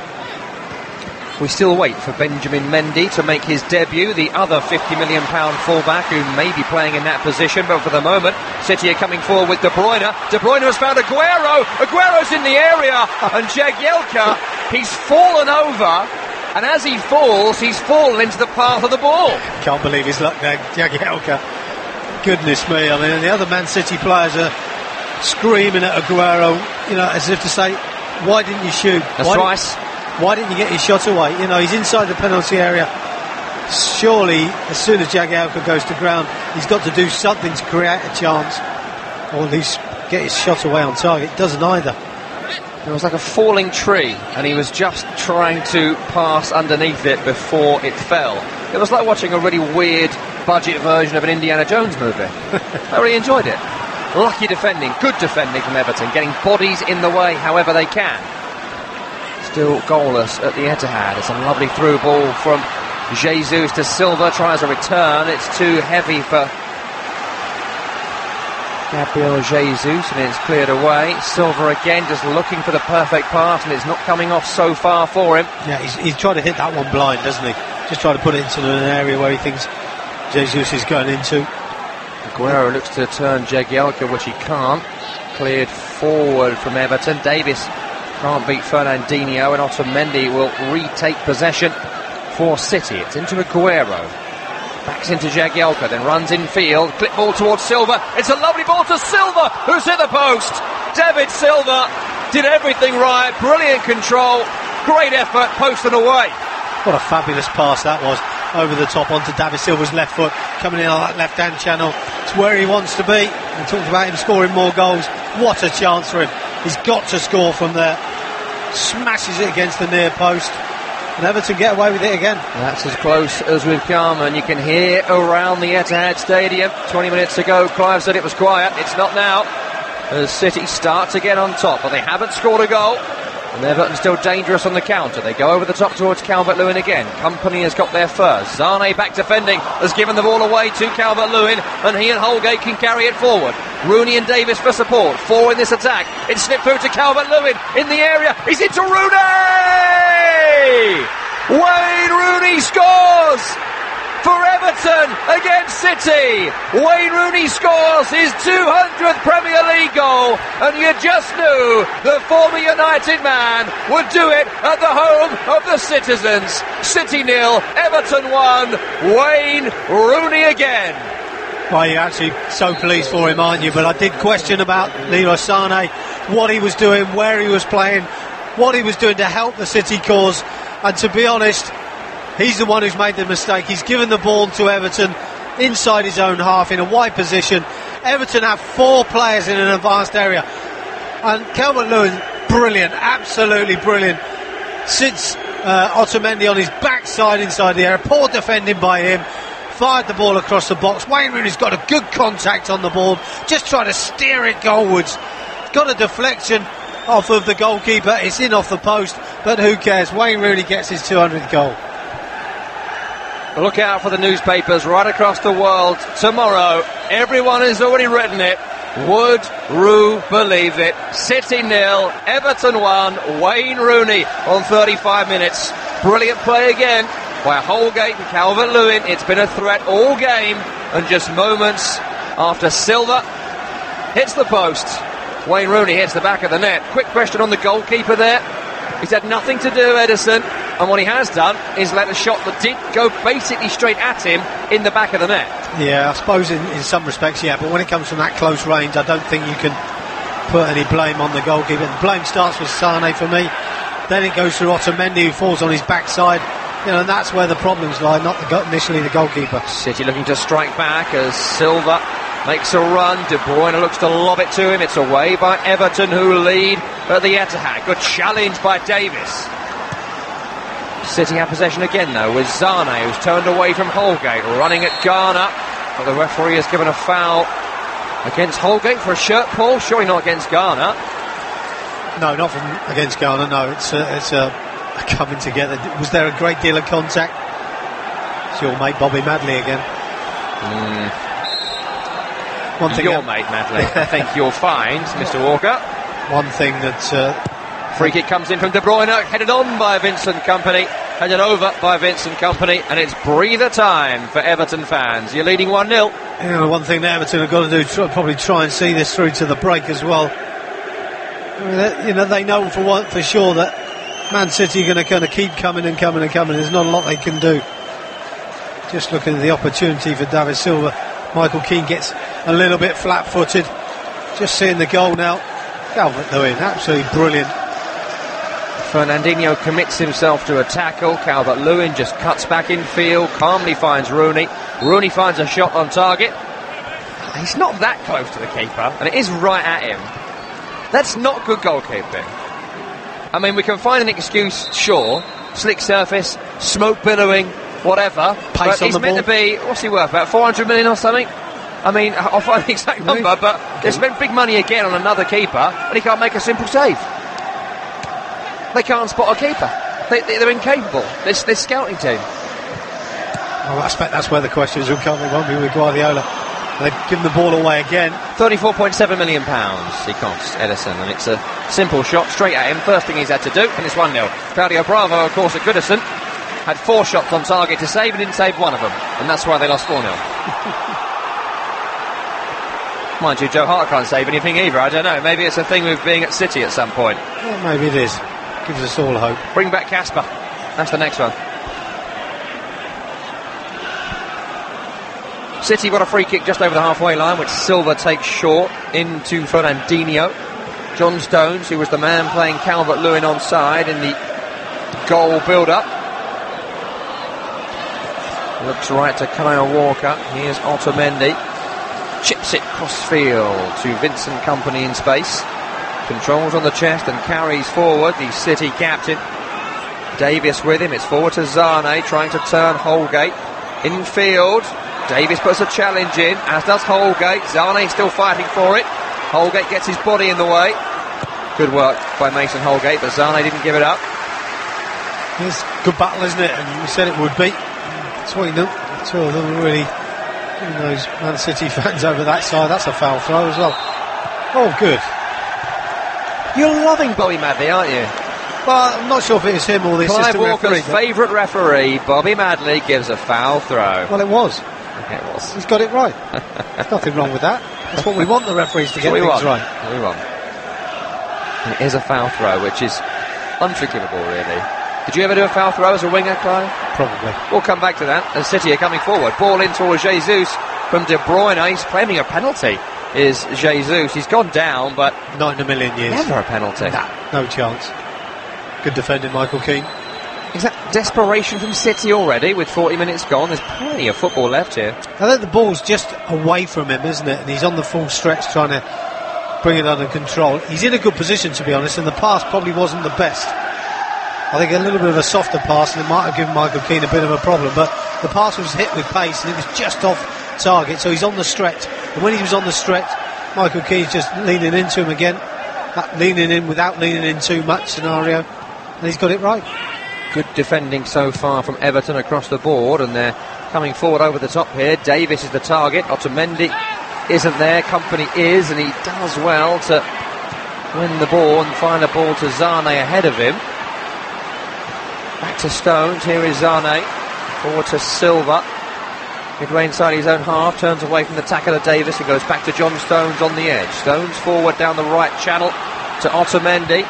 Otamendi will look in towards Aguero. Williams wins the first. Baines wins the second. Walker is late on Baines. And may well get a yellow card here as well. That's 50-50 to be won, maybe. We'll need to see a replay of that, but it's a strong tackle. Do you know what? Both players going in for the same ball. Both take off. Both go to ground. Leighton Baines gets there just before Kyle Walker. I mean, nothing wrong with that. I actually don't think there is. I mean, is it just a foul because one gets there just before the other? I guess it might be just a foul. Is it a yellow card? No. But it has been given, and Everton are on the attack. Clipped outright to Holgate. Big ball to him as well, dealt with. Back to Garner, running at Zane. A lovely turn from Holgate. It's not difficult against Zane, though, is it? No, it's not. He's not the world's best defender, is he? I mean, it's just simple. He's probably got him in a good position. Oh, terrible clearance by Pickford has broken through to Jesus, who's found De Bruyne, and here's Kyle Walker, and that is a brilliant challenge from Leighton Baines, sliding in and beating Walker when Pickford was scrambling to get back into goal. Great challenge. I don't know why Kevin De Bruyne doesn't shoot. I really don't know. Pickford's right out of his goal. He's trying to play it down the line with his right foot. Oh, awful ball from Rooney. It's straight to Silva in the centre circle, and Silva's coming forward. He's got Aguero to his left. Here he is now. He's delayed it. He's crossed it. It's Jesus on the chest. Gets a volley away. Straight at Pickford. Wayne Rooney. Goal scorer a minute ago. Very nearly the architect of Everton's downfall. Tell you what, it's all action, isn't it? You just don't know where to look next. What a chance for Man City to get back into the game. Aguero's done quite well. He's picked it up nicely. Jesus has taken a good first touch on his chest, and as it's bounced down, you just thought he's going to do better. But the shot was straight at Pickford. It was poor. Going back to a few moments ago, Clive, we're just getting a replay of just how far out of goal Pickford was when it breaks to De Bruyne.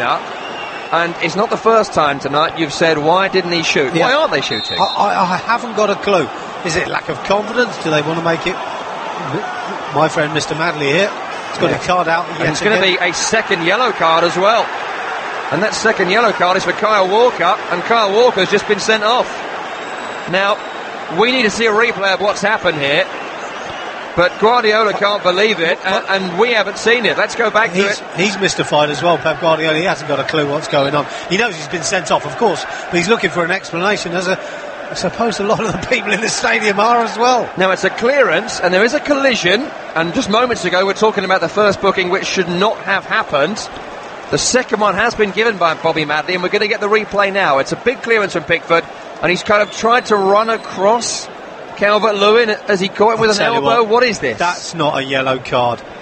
He's gone in with his body. Steps across him with his body. That's not a yellow card. Not never. in a million years. It's not a yellow card, it's not a foul. My friend Mr. Madley, who I told you I didn't particularly like, has got that totally wrong. And we questioned the first yellow card. Is that a yellow card? It's not for me, even the first challenge on Leighton Baines. First yellow, not a yellow. No. Second yellow, not a yellow. City down to 10 men, Everton have a free kick as we approach half-time. I'm mystified, and I think there'll be a lot of people asking questions. Rooney with the free kick, midway inside the City half. Delivery is flicked on by Calvert-Lewin, but it will just go straight out of play for a goal kick as we have 45 minutes. Why on earth has Bobby Madley seen that as 2 yellow cards? Does he think that's an elbow into the chest of Calvert-Lewin? Is that what he thinks? And is that not then a straight red if he thinks it's an elbow? But it's not even a raised elbow if it is. I mean, where do you put your arms? You've got to use your body at times. There is got to be contact. There's coming together of people. There's no elbow raised, so it's not an elbow in my opinion.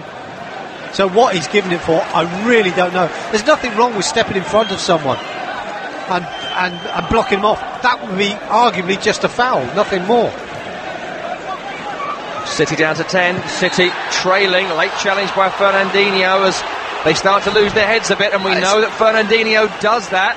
Yeah, he does. I agree, totally agree with you. But again, there's nothing in that. It's just a free kick.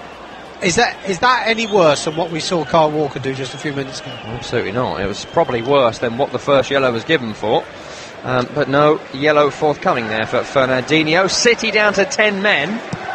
Everton 1-0 up, 2 minutes added on at the end of the half, where Everton have been, if not the better side, then certainly been a very, very good side. A brilliant away performance against a top 6 side. No fear being shown by Ronald Koeman's team, and that is exactly what we want to see. And we have seen in recent weeks West Ham on the opening week fearful when they went to United. We are not seeing that here, and they're getting a good result so far out of it. Do you know what? And we say it year in, year out.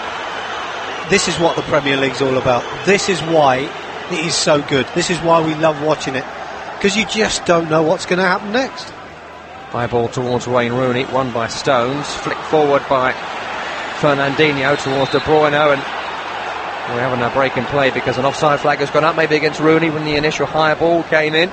It's a free kick, City deep inside their own half with seconds remaining of it. I don't think your friend Bobby Madley saw that one.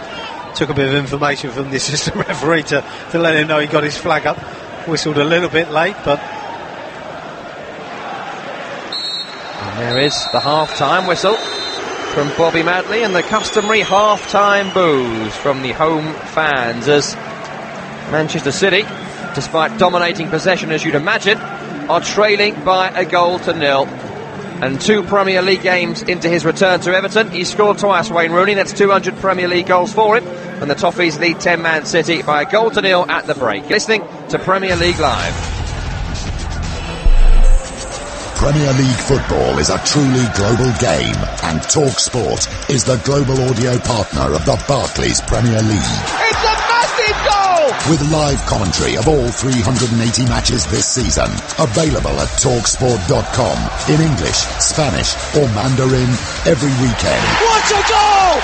What a fantastic strike! The event horizon of world-class football. Visit TalkSport.com to find out more.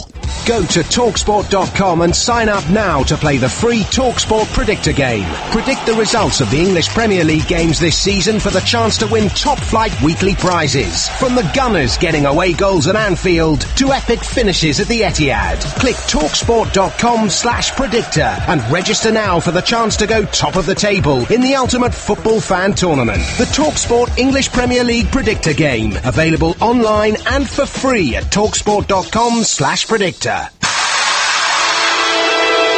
The Premier League Preview Show with Tom Rennie. It could be an historic game for Guardiola without victory. And if I was West Brom, and I know they're not going to do this, they're not going to go out to try and win it. Tony Pulis is not going to do that. But if I'm West Brom, a fragile Man City, Otamendi looks rubbish, Stones has been terrible, Bravo's a clown, let's get out. The Premier League Preview Show with TalkSport.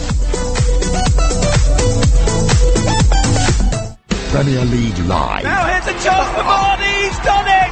Jamie Vardy makes history! All the goals and all the action from the most exciting league in the world. And here's Kane to take over and has another goal. Scores again. And Tottenham are threatening to run away with it in the derby. Download the free TalkSport app from TalkSport.com/apps. Or if you're in the Caribbean, you can hear every game live on the Flow Football app. Stay on the ball. Download it today from your app store. There's more to life than football, money and fun. Well, not much. Kick off the new season with TalkSport's £1 million predictor game. Register now at TalkSport.com/predictor and play for free throughout the season. Play it in the van. Play it on the can. Play it with your gran. Win £1 million sterling. It's the biggest prize in the history of TalkSport. The TalkSport £1 million predictor game. Players must be 18 or over. See TalkSport.com/predictor for full conditions. The Premier League preview show with TalkSport. He's in the stands at the moment, Arsene Wenger, and I mean, he's looking at that from on high, and he must be thinking, how many mistakes have I made in this side? I mean, they in that first half, genuinely, like, I'm a little bit hyperbolic about some of these things, and sometimes exaggerate unnecessarily for effect, right? I'd freely admit that. That's the worst I've seen Arsenal play in 45 minutes of football, genuinely ever. The Premier League preview show with TalkSport. Half-time at the Etihad Stadium between Manchester City and Everton. It has not been City's night so far, but it's been another great night in Manchester for Wayne Rooney. Here's the best of the first half. His free kick comes in from the left-hand side. De Bruyne, it's low. It's hit Aguero, and it's saved down low to his right by Pickford. Didn't really get any power on that, Aguero. Belgian, so he did go long, and it's a big clearance from Pickford towards Calvert-Lewin, who's done brilliantly to control on the chest, knock it into his own path, and find a release to Davis, who shoots. Didn't quite get hold of that, Tom Davis, but that was brilliant again from Calvert-Lewin. For the moment, City are coming forward with De Bruyne. De Bruyne has found Aguero. Aguero's in the area, and Jagielka, he's fallen over. And as he falls, he's fallen into the path of the ball. Can't believe his luck there, Jagielka. And the ball away to Calvert-Lewin, and he and Holgate can carry it forward. Rooney and Davis for support. 4 in this attack. It's slipped through to Calvert-Lewin in the area. He's into Rooney! Wayne Rooney scores! For Everton against City. Wayne Rooney scores his 200th Premier League goal, and you just knew the former United man would do it at the home of the citizens. City 0, Everton 1, Wayne Rooney again. My friend Mr. Madley here, he's got a card out again. And it's going to be a second yellow card as well. And that second yellow card is for Kyle Walker, and Kyle Walker's just been sent off. Right, we'll get to Kyle Walker and whether or not it should have been a first yellow, never mind a second. But let's go to another Walker in Clive, who's alongside me, and talk about Wayne Rooney, looking rejuvenated, and he scored his 200th Premier League goal to put Everton in the lead. Yeah, I think he's looked brilliant, to be honest. I think Wayne Rooney's playing at this age in the right way, in the right manner. I think we questioned maybe early on where Calvert-Lewin was getting a lot of good runs and stretching Man City's back line. He wasn't getting close enough. Did he have the energy levels up there? He has now. He's worked it out, and I think that's what players do. Great players work out the situation, which I suggested at the time. He needs to get closer to Calvert-Lewin. He's done that. He's done it with Tom Davis as well, which has made Everton look more dangerous perhaps than they would have been, because Man City have dominated the football. They've looked more the aggressor, shall we say, and looked more likely to score. But certainly Wayne Rooney has added a big part to the front line of Everton. I suppose, we'll talk for a while about the disappearance, shall we say, of Lukaku and what they were going to do about it. Well, tonight they look like they've solved the problem. Brilliant performance from Calvert-Lewin so far. For me, the outstanding player on the field, but City haven't counteracted that at all, because they've continually tried a loop ball down the right channel to Calvert-Lewin. 6 or 7 times it's happened, and they have not reacted to it defensively, City.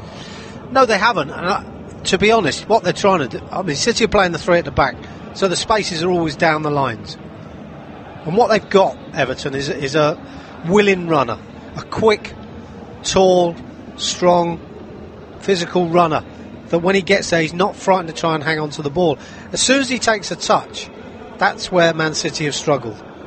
Right, let's get to the big decision at the end of the half. Kyle Walker sent off. We're asking you guys out there on Twitter at TalkSport Live for your views. Dave tweets to say the second was a clear yellow. He looks at the player and then goes with his elbow. Fred then says they were both yellows and it's the right decision, whereas Lex says the exact opposite. He says the first one was a yellow, second wasn't. So no real agreement out there. They're all saying potentially one of them was a yellow. We don't think the first one was. We're in rare agreement on that. There's no touch at all on Baines and Walker. The second one, does he lead with his elbow? We've seen it a few times now. I think I'd like to see it a few more times as well. And again, you know, with people making those comments, it's great because it's not clear. It's not two clear decisions, and I think when you get players sent off, it has to be clear cut. You have to be sure, as a referee, that you're reducing a team to 10 men because A, B, and C. And I don't think he can be 100% clear. If we just accept the first one is a yellow and he's got a yellow card, is Kyle Walker stupid then to lead with his elbow in that way? Because it's not like Hal Robson-Kanu, or certainly not the assault that was Marko Arnautovic this weekend, but the elbow is not raised to the face, but it is higher than perhaps it would naturally be. I don't know, I'm trying to play devil's advocate here. I understand that, but to be honest, if that's an elbow, then we might as well chop our arms off and not use them anymore to play football, because you have to have contact. You have to have players coming. An elbow is an elbow that's raised and is thrown. You jar it backwards as if to say, that's an elbow, take that. That's not happened. You know, he's just walked back into it. He's looked at him, and he knows where he is. What he's actually done is he's balked him. He's just stopped him from trying to win the ball. Raising the elbow, no, not for me.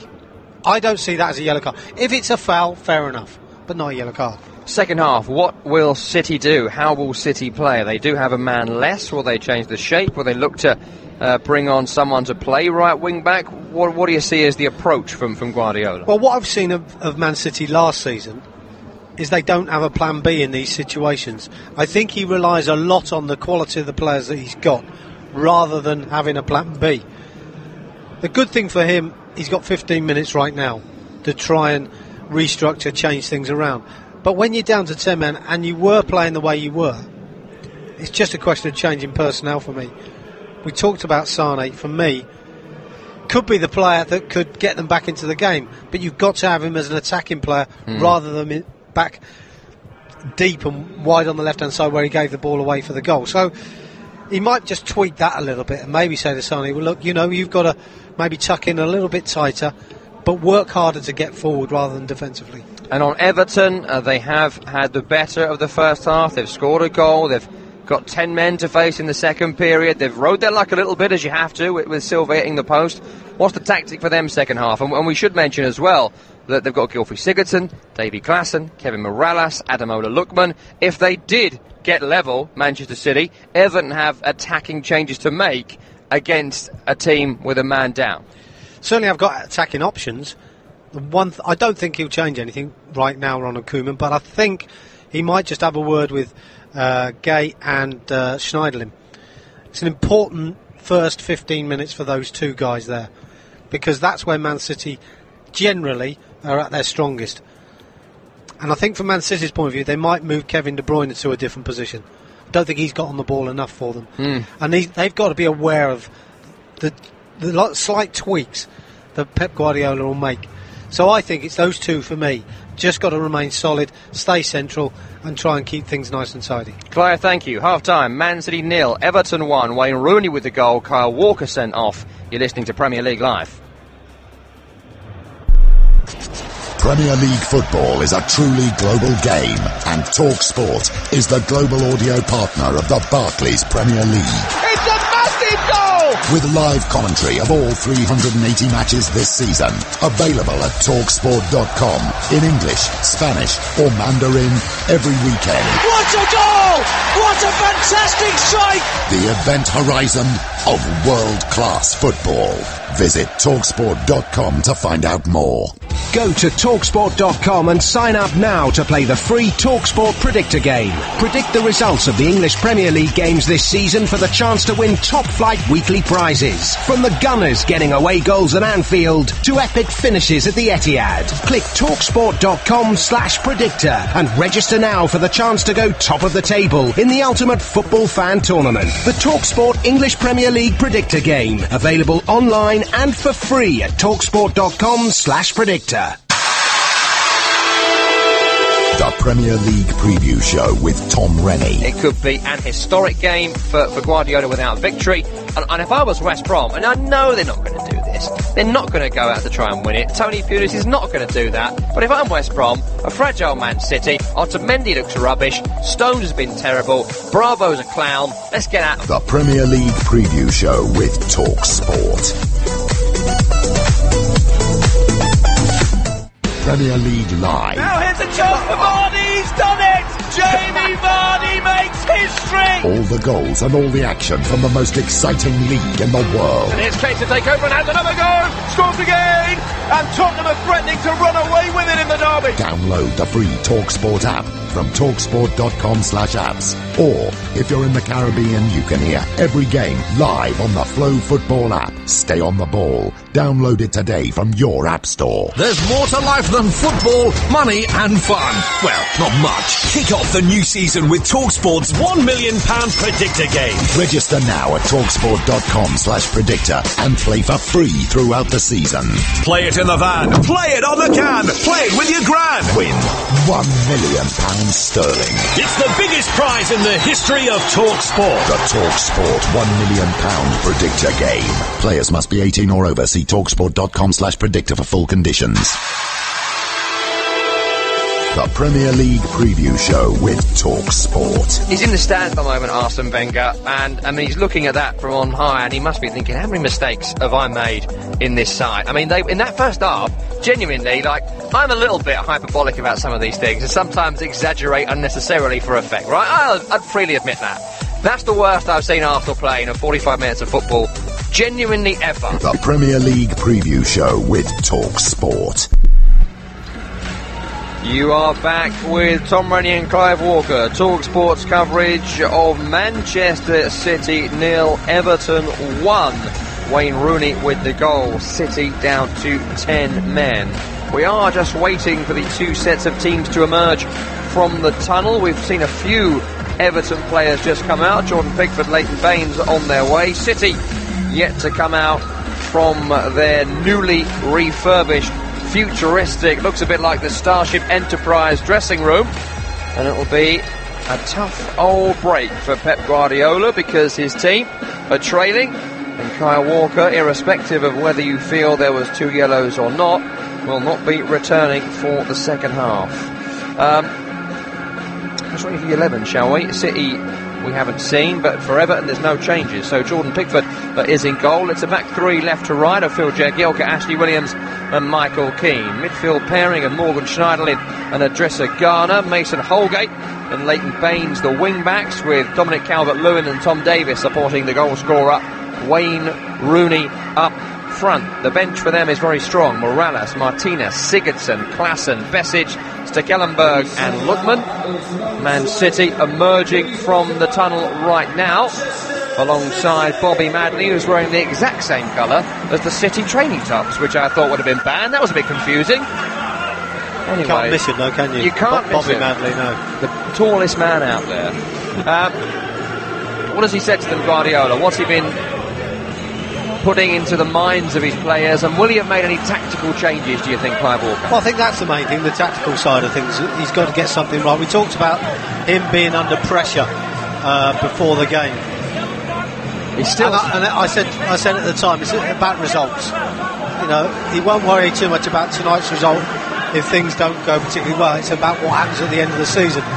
But the way things have gone right now, everybody will be expecting Pep Guardiola to come up with something, and that will be the Man City hierarchy.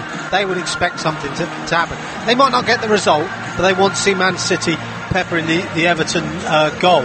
If that doesn't happen, even with 10 men, he's going to be seriously under pressure, but he's making a change. Yeah, Raheem Sterling is coming on for the second half. I've got to tell you that Guardiola has spent the last 3 or 4 minutes talking to the fourth official, Michael Oliver, still complaining about the sending off. The man going off, Gabriel Jesus, for Raheem Sterling.